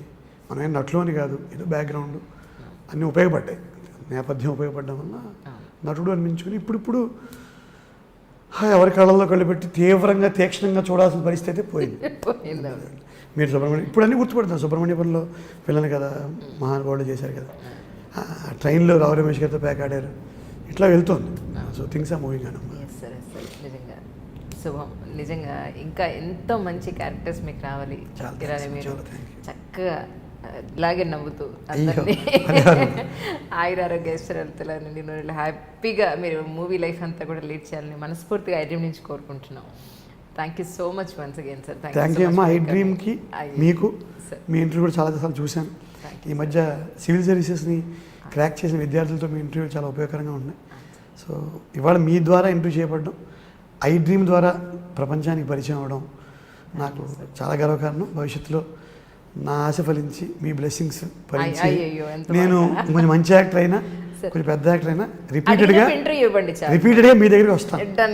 ఈ మధ్య నాకు అవకాశాలు ఇచ్చిన అందరికీ, దర్శకులు, నిర్మాతలు, అదే మా గురువర్యులు శివానందమూర్తి గారికి, నా కుటుంబ సభ్యులకి, సీతారామ శాస్త్రి గారికి నా మనస్ఫూర్తిగా నా కృతజ్ఞతలు తెలియజేసుకుంటూ thank you. Thank you sir. Thank you so much. నేను వడ్లమాన్ శ్రీనివాస్ అండి, జాయింట్ కలెక్టర్ టర్న్డ్ ఆర్టిస్ట్. తెలుగులో ఇప్పుడు క్యారెక్టర్ ఆర్టిస్ట్గా ఉన్నాను. రారండే వేడుక చూద్దాంతో మొదలుపెట్టి వి అనే సినిమా మొన్న రిలీజ్ అయింది అమెజాన్లో, నాని గారి సినిమా, సుధీర్ బాబు గారు. అందులో ఫుల్ లెంగ్త్ క్యారెక్టర్ చేశాను. ఐడ్రీమ్లో అంజలి గారు ఈరోజు నన్ను ఇంటర్వ్యూ చేశారు. ఈ ఇంటర్వ్యూని తప్పకుండా మీ అందరూ చూడాలని మనస్ఫూర్తిగా కోరుకుంటున్నాను. This is Vadlaman Srinivas. Please subscribe to iDream. Please subscribe to iDream. For more videos, please subscribe to iDream. For more interesting videos, please subscribe to iDream. Hi, this is Anil Ravipudi. For more videos, please subscribe iDream Media. Subscribe to iDream.